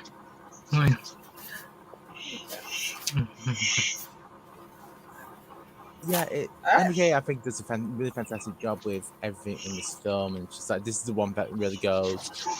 I'm not just a comedic director. It's this, but I would say if you like The Big Short, a movie that never gets talked about is called Margin Call, which is is incredible. I've not seen that one. Very good movie. No one has. It's done by Jason Chandler, who did All Is Lost, and it's basically like. Wasn't this like an HBO exclusive movie or something like that? This was theatrically released. I believe. Daphne Quinto was in it, I think, and a few other. Oh, the cast is insane. It's like there's one that obviously is outed, but there are others as well. Jeremy Irons is great. Tucci. Daphne Quinto is so good in the film. I'm sorry to say, Peggy, but Tucci's not in the movie that much. If he's in it, even though it's a little bit, it elevates it. It gets. I will say this: it gets a 1-star bump in my world if it just got Tucci in it. But I will say this: he's definitely an important character in that movie. That's fine. He was an important character in Captain America, but nobody remembers him from that unless you're really studying. He's the most important today episode. Without the Tooch, there is no Captain America. Exactly. We do not disrespect the Tooch. We do not disrespect the Tooch. He even appeared at Disney Plus thing today, so that was he did. A good man. He was also Merlin in Transformers: The Last Night. Oh. Yeah, let's not get into this whole filmography. Let's get to the recap of round number 4. Tony, take it away. When we say the word Transformers, that means we move on. Chris went first this round. He went with The Way Back. Garth went second with Dogma. Jonathon went with The Prestige. Malcolm went with Ford vs. Ferrari. And Peggy went with The Big Short. As we go to our 5th and final round, this is the one where you can either go crazy and pick one that no one thought of, or try and fill out your final gap. I can't wait when we get to honorable mention and mention the Kilmer one we probably missed. Well, there's gonna be a bunch we missed. We'll get to the honorable mentions after round 5, but let's complete round 5 first. So I get my 5th and final pick. I didn't have to deviate from my list at all. That makes me very happy. So I'm gonna go with a George Clooney movie. I'm going with Clooney for my number 5, and I'm gonna go with Up in the Air. I happen to adore this movie. It's not my favorite Anna Kendrick role, even though she was nominated for it. I don't know. The chemistry between him and why am I blanking on her name? What's in Chicago in the movie? Vera Farmiga. Vera Farmiga, thank you. It was in The Departed. I couldn't think of her. Thank you, Vera Farmiga. Like, you wouldn't expect it, but it's just there, and it works. And then it's so heartbreaking when he goes and tries to surprise her in Chicago, and he finds out that, spoiler alert if any of you guys haven't seen this movie, but he finds out that she has a whole separate family and life, and it's all bullshit. And he was gonna like open himself up to somebody, and the door just kind of slams in his face. Heartbreaking. And the fact that his job is to break the hearts of others. Yeah, great movie. Underappreciated role from why can't I think? I'm sorry, I've had way too many Coors Lights right now. Danny McBride. Danny McBride is the brother-in-law. Yeah. That whole scene, like the important moments in your life. When you go back and think about them, were you alone? And that kind of makes you think a little bit, you know. Like, you know, you got to involve people into your life. And so, yeah, this movie is underappreciated. I dig it. I kind of want to take a gnome around the world and take pictures for people. I don't know. It's fun. Anyway, but yeah, I'm going with Up in the Air. Did anyone have this on their draft board? Yeah, I did. Out of all the filmographies, I thought Clooney's was the hardest to select one because he has so many good movies, and I had to pick my personal favorite. And that movie was like number Up in the Air was number 3 for me, with one above that I'll mention in honorable mentions. But yeah, this is a great movie. Definitely, speaking of balance, Alexander Payne does a well done job balancing both the paranoia of losing a job and also after losing a job, where someone mentions that they're going to do something, like, you know, someone's going to jump off a bridge, and then, you know, that person does it. And it also, it's related. It is definitely relatable to today's standards with the COVID situation, where a lot of people have lost jobs, and now that, you know, people are firing over the computer now with Zoom, like it is definitely relatable, and it holds up quite well. So yeah, it has a great cast, and yeah, that's a great pick. This is a really good movie. I love Up in the Air. This is probably the 4th for my George Clooney, my backup list. There one other dramatic performance about this, but I do love this movie. Anna Kendrick's really good. Everybody in the cast is so good. The theme of Anna Kendrick on Skype called "You Have to Fire the Guy," and the guy reaction to being fired, one of the like ouch moment film. But yeah, great pick. I love Up in the Air.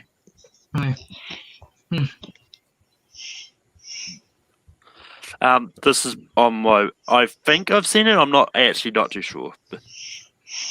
Give it a rewatch. It's so good. Garth, any thoughts? Yeah, it's a good movie. A little lower down on the on Garth's list here, but yeah, really, really well done. Jason Reitman is one of my favorite directors working at the moment, and I don't think he's done a bad movie yet. November 21st, that probably is going to change my mind, but with Ghostbusters Afterlife, because fuck Ghostbusters. However, up until now, Jason Reitman has not done a bad movie. You like Labor Day? I do. I think it's a weird one, definitely, but it's like I really like Kate Winslet. I really like Josh Brolin in it. I think it just works well. And I'm a sucker for those types of films as well. Oh, I'm sorry. I was thinking of Men, Women, and Children. That was the other one. That one, it kind of does put to my point, right? He might have done one bad film. Hey, every director has one bad one. It was an artistic one. It was an attempt. But you can't blame him for trying. But yeah, he's one of those directors where it's just like, I'll go and see most things attached to his name. I'll wait until a few people have seen Ghostbusters to say it's actually good before I waste my time with it. We'll see what happens. All right. So Peggy picked the Big Shot, not the Big Shot, up in the air for a final pick. So we'll go after Malcolm for his final pick. So for my next pick, I'm going completely off the rails. Those that know me know I like movie 43. Movie 43 is superhero speed dating, which has Jason Sudeikis as Batman. So I'm not picking movie 43. Okay. I'm picking, directed by Olivia Wilde, Booksmart, because he plays the principal in that movie.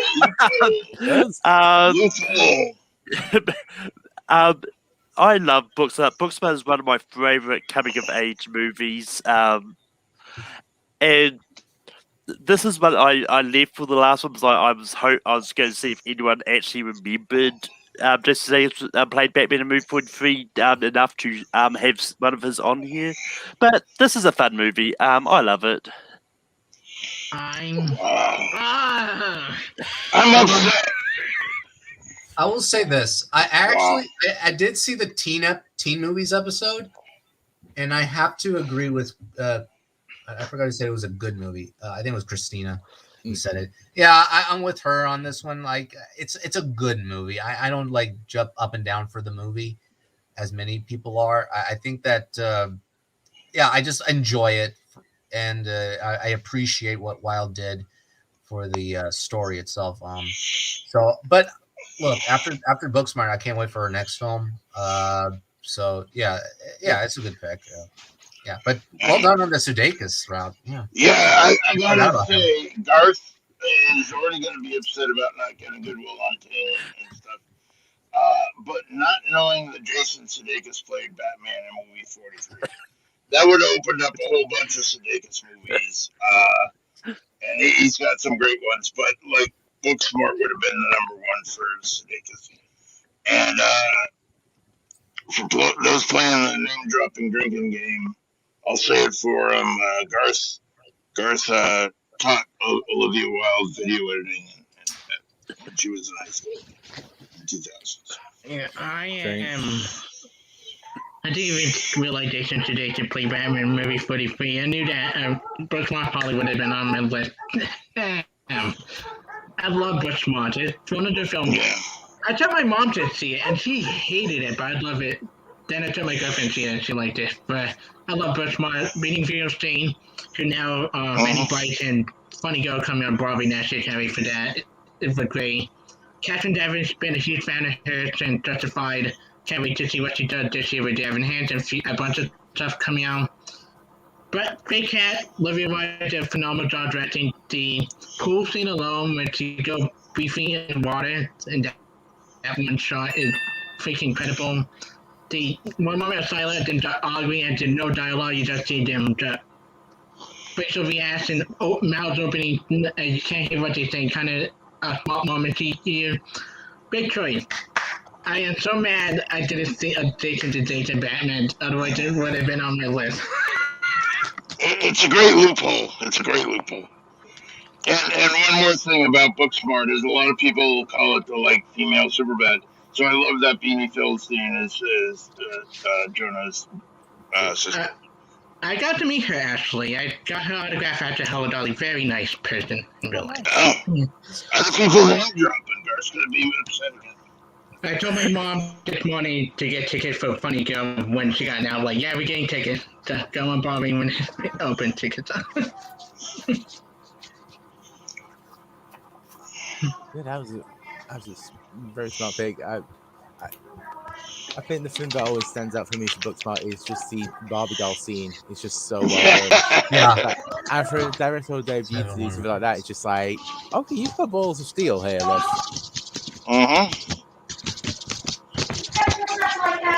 All right, so that's Malcolm's pick for Booksmart. So we'll now move on to Jonathon for your fifth and final pick for this round. Oh boy.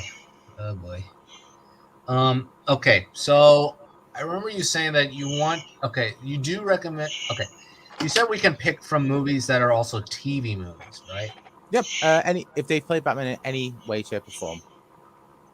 Okay. Apart from you can't say like they were dressed up, but I saw him at a Halloween party dressed as Batman.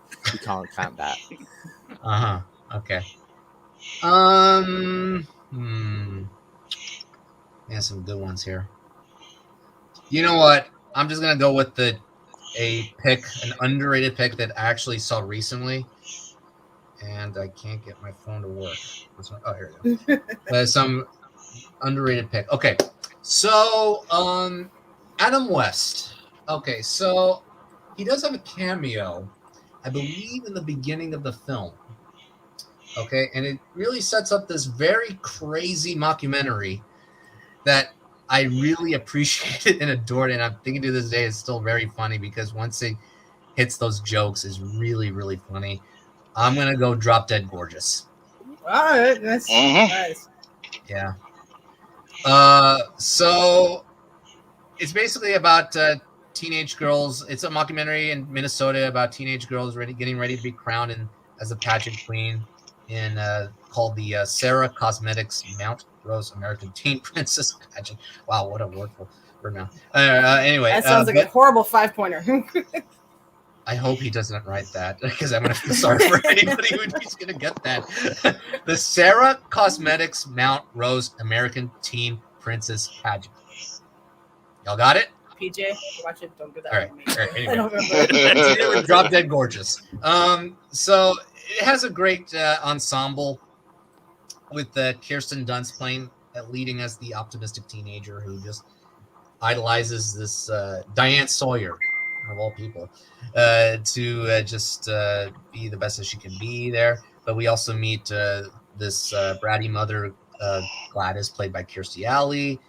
And we see Brittany Murphy, Amy Adams, and a few others. And Denise Richards, who plays actually one of the rare good performances, in my opinion, as a villain who just wants it all. And yeah, so yeah, I am a fan of this movie. I think it's one of the rare underrated mockumentaries that I think that is buried underneath those mockumentary comedies, like, with those Christopher Guest films like A Mighty Wind or Best in Show or This Is Spinal Tap. I think that I recommend Drop Dead Gorgeous if you're a fan of those crazy, bizarre comedies, those dark comedies where you have no idea where this is going with the tone and style. So yeah, Drop Dead Gorgeous.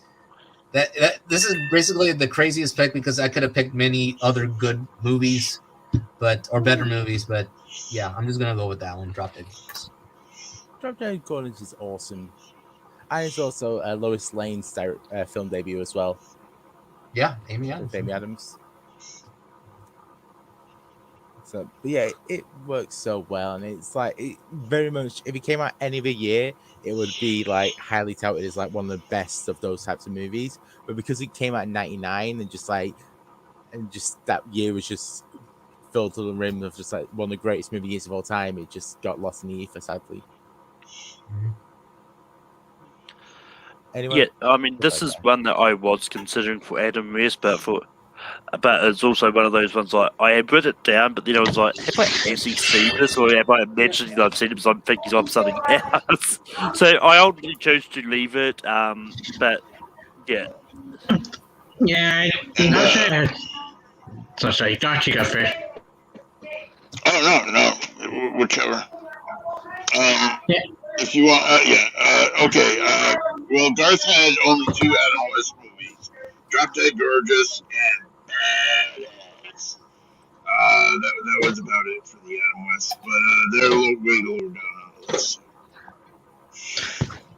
Yeah, I don't think I've seen Drop Dead Gorgeous, if I know, but I do love Adam West. I had a hard time finding something that I had seen by him that I liked, but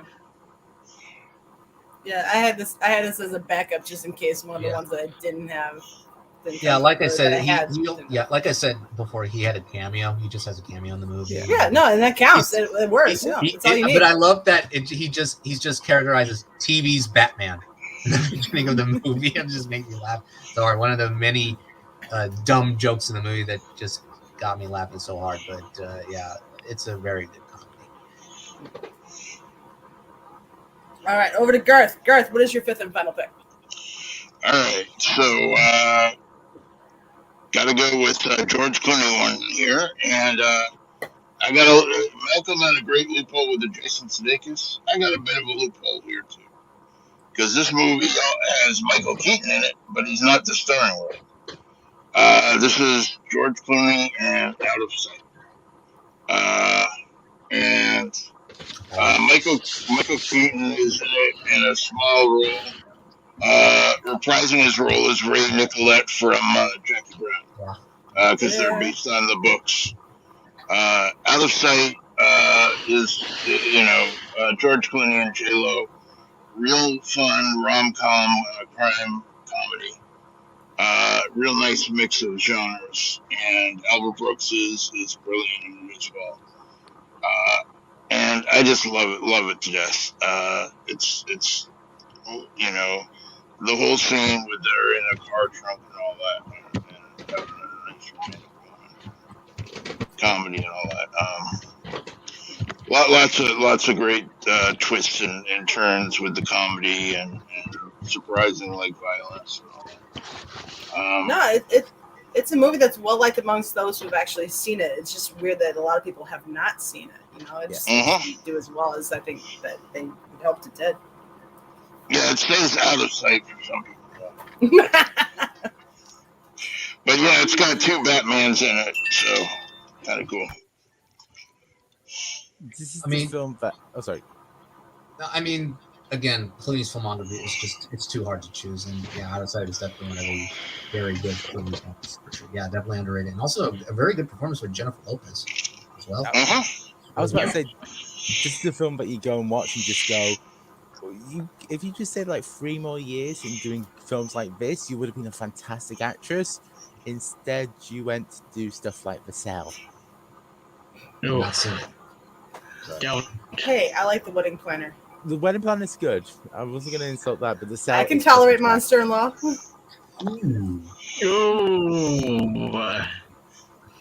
Like Angel Eyes. Monster. I like Monster. I like Jim Caviezel.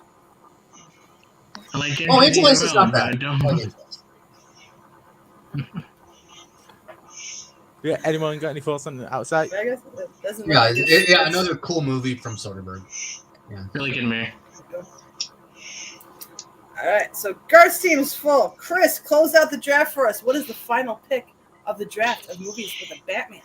So at the end of it, Keaton, this is a tough pick because I hope he wanted to get picked, but I already have it animated on my list, so I wrote over animated, but I stuck between 2, so I try to go with the one where I think he should have won the Oscar for. I think is a weird movie, but it's a brilliant movie in its own right. As someone as the New Yorker right myself loves the New Yorker film, Birdman.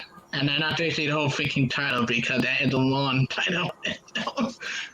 But it is a really good movie. As someone who grew up in theater, and I've done musical theater, and I've done a bunch of theater myself, just seeing the whole project of, the theater itself, like the one-shot thing going through the theater, going through New York, has been amazing. I think he can give one of his late top 3 best performance he ever given anything. And a lot of the great things with him and Emma Stone. Emma Stone really good in the movie as well. Ever noticing, despite he is a difficult person to work with, is brilliant in the film. And the fight scene with him and Keaton is so freaking funny when watching the film. I think and insightful. I think the thing about theater, about how people are obsessed with theater, how people feel about theater. His one thing with the critic and when he goes to the bar, I think is really great dialogue-driven scene. And give you 2 different perspectives. The ending is crazy, but I think it is a film that the more time I watch it, the more I appreciate it as a film fan, as a theater fan, and it's nice to see it represent so well, especially theater community like this. So yeah, Birdman. I know when we get to honorable mention, people do ask why we didn't have another Keaton film on here, but I would close there's going to be plenty of Keaton films on the honorable mentions list, I'm sure. Yeah. And believe me, I would close this and the other Keaton one, but I wanted one to film when he in it for the whole thing, not just for half of the film. I'm a fan of anything with Emma Stone in it, so I'm on board with the pick. What's the rest of the panel got to say? Yeah, I am a fan of this movie. Yeah, I think yeah, it's a toss-up for me of whether or not he should have won the Oscar for this movie, but I think he should have. But yeah, that's a good pick. Yeah, this would have been my Keaton pick, but I would have went. I went with the underrated pick because I wanted to share the love with Drop Dead Gorgeous, and not many people have seen that movie, and focus more on the other mockumentary comedies. And but yeah, Birdman's a good movie. Yeah, I mean, I was considering it was tough for me with Keaton. It was either going to be this or The Founder. I decided to go for the one I consider underrated of Keaton's. So I thought I'd be nice and leave Birdman on the table for someone else to take. But Birdman's a great movie. I enjoy it. Garth, do you have any thoughts before?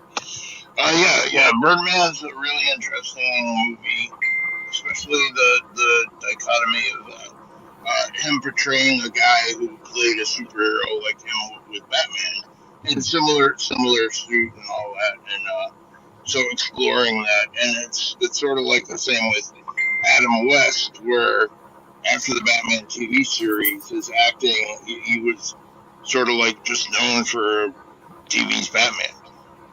You look at his filmography and his TV roles, and it's like not much.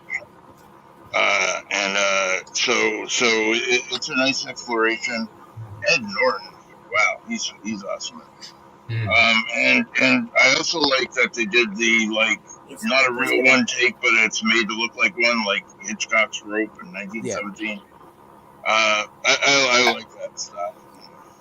That was my big issue with that film, because I fucking hate when movies are based on you have to see this one scene where they don't cut for 40 minutes and it's all one shot. I just always hate it, because it ruins the movie for me, because I'm just going watching for the technical aspect, right?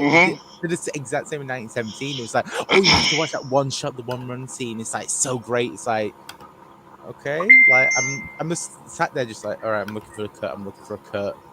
So he kind of did, and Birdman's a good film, but I think it just gets overpraised off the Keaton Renaissance. I think that he had a strong film the next year with Spotlight. I think that's the one where he was him at his peak in that Renaissance, return of form. And also, if you were talking about the best 2014 film starring Michael Keaton, RoboCop. I will fight on this hill. RoboCop is a fucking great film. It is on the level of Dread, of just great remakes that should have formed a good series of franchises around it. Isn't the Suicide Squad guy Joel Kinnaman? Isn't he the lead, the RoboCop? He was. You had Gary Oldman, Samuel L. Jackson, Michael Keaton in it as well. It's just all these great legendary actors, and then just it's just batshit insanity. And that was a weird remake, because RoboCop is so unique. It was you're going to remake RoboCop? It worked. But the thing is, I stayed in Planet Hollywood. I stayed in the RoboCop. Oh wait, no, that was Judge Dredd room. Never mind. That was the Judge Dredd room. That's completely fair. Same difference. Yeah, but also there's another actor that we haven't mentioned, Zach Galifianakis, who's also in the Lego Batman movie. Was his Joker? He did it in Birdman. He did for sure. Yeah, he really good in the movie Death and Acid. Oh, Cats is really good in Birdman. All right, so I think that's everyone's picks. So we'll run through everything, and then people in the chat, if you want to start firing away what they missed, feel free. What did we leave off? What did we forget? Well, there's definitely one movie we did not mention. Hang on, we'll get there. Tony's going to recap how the teams turned out first. Tony's going to recap how the teams turned out first. Let's You go. have to say it 3 times, probably that. So, all right, so Peggy went first that round. Where am I hearing feedback from? Peggy went first out this week, and she went Days and Confused with Ben Affleck first, Real Genius second, Multiplicity third, The Big Short, and then Up in the Air. Malcolm went second. He went with The Founder, The Top Gun, Meet the Robinsons, Ford vs Ferrari, and Booksmart. Caro was in the middle there. He went with Good Will Hunting, Ocean's 11, Ratatouille, Prestige, and Drop Dead Gorgeous. That's a great line. Garth went Tombstone, Spider-Man Homecoming, American Psycho, Dogma and Out of Sight. And then Chris at the end, Oh Brother, Where Art Thou, The Fighter, The Prince of Egypt, The Way Back, and Birdman. And my earbuds just warned me of low batteries, so we gotta go around and do our honorable mentions and plugs and everything, and we'll get you guys out of here. I have a question. Sometimes do you allow people to do a swap out? Are you allowing that this week at all? We're not doing it on this episode because I gotta get out of here. I got a little bit of a hard out. Okay. But Garth, if there's one that wasn't drafted and you really, really want to switch something out, let me know and we can see if we can finagle the vote for you later, as long as the rest of everyone approves of it. But Malcolm, what are a few of our honorable mentions and anything you want to plug or promote? Yeah, I mean, just a few honorable mentions that I'm surprised didn't come up. I'm surprised Beetlejuice wasn't brought up. Yep. That's the one everyone's going to lose their shit about. MacGruber is one I was considering. MacGruber was one I was considering for Kilmer. And just for fun, I was probably going to pick Spikers as my Clooney pick because all the other ones that I would have gone for had already been taken. And you can find me over on Take 3, where I host Rankin on said days. This week we're doing top 12 acting performances in the Arrowverse, and I post trivia on Full Metal. There's 12 good performances in Arrow. Yeah. Well, the Arrowverse. I was going to say there's like 4, and I love the first 4 seasons. There's the guy who plays Constantine, and that's it. All right, Jonathan, a few of your honorable mentions and anything that you want to promote or plug. Well, first off with Keaton, I was gonna, unfortunately, again, I wanted to give the love for Drop Dead Gorgeous for West, but with Keaton, it was going to be either Birdman or Beetlejuice. I want to also point out the other guys. I think that's a really good opinion. Kilmer, either True Romance, Heat, and I don't care what anybody says. I like The Saint. The Saint is a crazy bonkers movie, but I love The Saint too. Yeah, The Saint. One of my favorite TV. And then a couple of out of the whole picks. So there are a couple of TV actors that had TV movies or straight to video releases with Bruce Greenwood, Star Trek, Jeremy Sisto, Clueless, and Sudeikis now. I guess Horrible Bosses, but yeah, those would be the ones for sure. And anything you want to plug or promote? You can find me on my social media accounts at John Caro 4 on Twitter and Instagram. I do have a letterboxd. It's CineCaro, CINE_CARO, and also on Instagram. I also have a YouTube account. It's my name, Jonathan Caro, and I'm basically everywhere. So, sounds good. Great. Bummed about the last minute rule of just one from each, because that totally changed the top 10. It was top few and then so True Romance is Garth's favorite Tarantino movie, even though he just wrote it, he didn't direct it. Comic book shop guy who falls in love and winds up in chaos. It's right up his alley. And Val Kilmer is Val Kilmer is Elvis Presley, or is at least That's right. Holy shit! Hey, you remember earlier when you mentioned You know what? doing swaps? You know what? I actually would want to swap. I forgot about that. Not thinking about Forgot about that. No, but yeah. Okay. Wow. That was one of those oh wow. Pitt. Yeah, Slater, that would have been Rappaport. one of my, that was next on my list, and then it was no more Val Kilmer for you, There's Rocky Bartakamos did not play Batman. But and then Heat with Val Kilmer. The other guys, Beetlejuice was brought up. The Ring of Fire. Another Boston one is The Town with Ben Affleck. And the accountant for the better Gavin O'Connor Affleck, and so on and so forth. And plugs, promotions, everything? Not fair, mister. That's cool. Alright. Chris! Yeah. Yeah.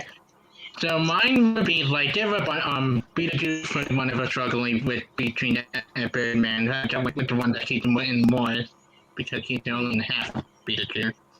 But Peter Keaton, the animated one I was mentioning, Trace Fate went into my consideration because you love Keaton and Trace Fate.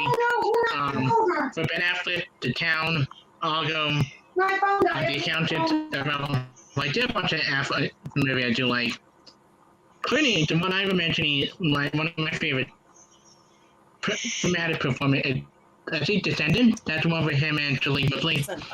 Descendant. Yeah. Matthew Lillard is such an asshole on that one. Yeah. Yeah. And also my Ocean film, like the only honorable mention. I'm trying to think who else. Val Kilmer, Heat. I almost was tempted to put Heat on because I just saw it for the first time this year and I loved it from start to finish. One of my favorite I've seen in any film. But yeah, it's good. And out of topic, but when I was looking up the people who play Batman who were voice acting, speaking of, we just mentioned remakes, Peter Weller was the voice of Batman Bruce Wayne in Dark Knight Returns, Part 1 and Part 2. The RoboCop would have been in my honorable mention for from outside the original RoboCop. Forgot about RoboCop. We were including videos for the last part because we based it on no video. And then you want to plug any social media handles or anything you got coming up, Chris? You can find me anywhere, Facebook, YouTube. I have a bunch of messages that came out recently. Find me over at TMG and a great map from the Hunter, but you should find me anywhere. Yeah, and see you guys again sometime on here. One of my, actually my favorite between the two I've been on so far. And I forgot to do the plugs for Garth. He's I forgot. Garth McMurray on Facebook and Twitter, and Garth _McMurray on Instagram, where he's got some comic art. And for me, if you want to reach me, there's a light on top of Gotham City. Send the bat signal up. Yeah. And then Tony, anything that you would have drafted that we did not select, and then what's coming up on the channel? Yeah, so the big one for me that everyone missed, my favorite Val Kilmer film probably would have been one of my first picks, Kiss Kiss Bang Bang. That's a good one. I adore it. Gabe Harry's one of my favorite characters. It's probably my favorite Shane Black film, and the stack pair of Downey Jr. and Kilmer is incredible. And then a few others. So you have Olan Soul, who is not well known, but he was the second person to ever play Batman. He did animated. He was in a few things like North by Northwest, the original of Dave Viosa still. Where is it? Dig on my brain's blanking. It's the Terror in Inferno. He was in Terror in Inferno, and he was in this weird shitty film called Peggy. Okay. You also have DJ Bader. So Office Space would have been available. He was in some of the Justice League stuff. And then I forgot the rule that it was any voice role in TV shows and stuff. Because I could have gone like old Super Friends and stuff like that. Always try to find loopholes. You just gotta I did. You gotta fight for it, but you always try to find loopholes. Yeah, the Jason Sudeikis and all that, and Diedrich, And then, did anyone put anything fun in the chat, Tony? Yep.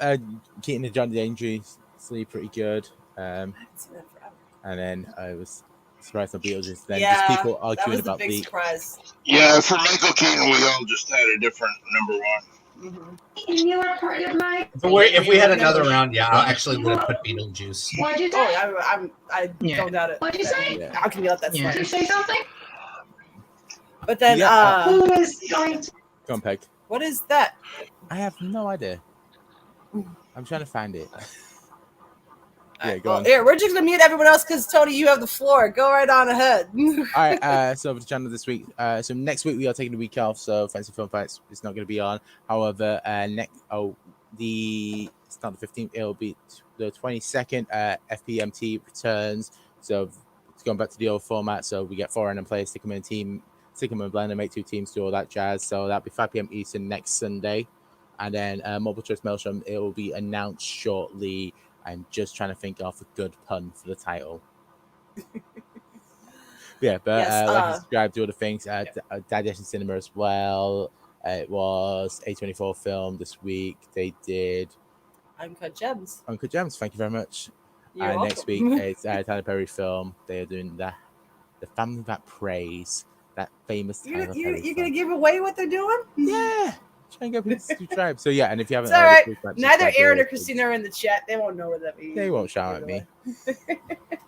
And listen to their digesting the force. It's awesome.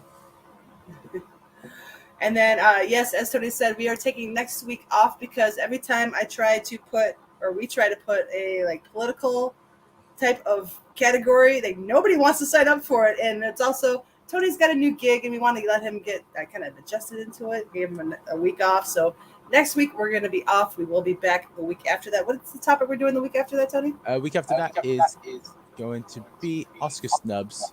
Oh, I should say quickly before I forget, thank you very much to Melissa Woody for making not only of the Oscar snubs one, but also this week's movies with Batman. Thank you very much to Melissa for doing that. Thank you, Melissa. We love you. My earphones just died, so apologies if my audio sucks. But you can find me at Peggy B Ball on social media platforms that I participate in, and you will see me coming up in the singles tournament of the Movie Trivia Schmodown. And not gonna lie, found out my opponent midway through this episode, and I tried to play it off like I didn't know what was going on. Didn't really work that well. That's why I had to go blank for a while. Can't tell you. But anyways, I can't believe you're playing Gene Siskel. Yeah, I thought he died 20 years ago. anyways, we will see you guys in 2 weeks' time. So for myself, for Malcolm, Jonathan, Garth, Chris, and Tony, have a good couple weeks, guys. We'll see you soon. Bye. Thank you very much, ladies and gentlemen, and please don't forget to vote. That was awesome. I thought it reeked. Who's winning? Let's see who wins. You're gonna win. Nothing personal. It's really gonna matter. Tune in next week. You see what happens? It's brand new. Episode? A fantasy film fight. Doesn't matter who wins, because they're all losers.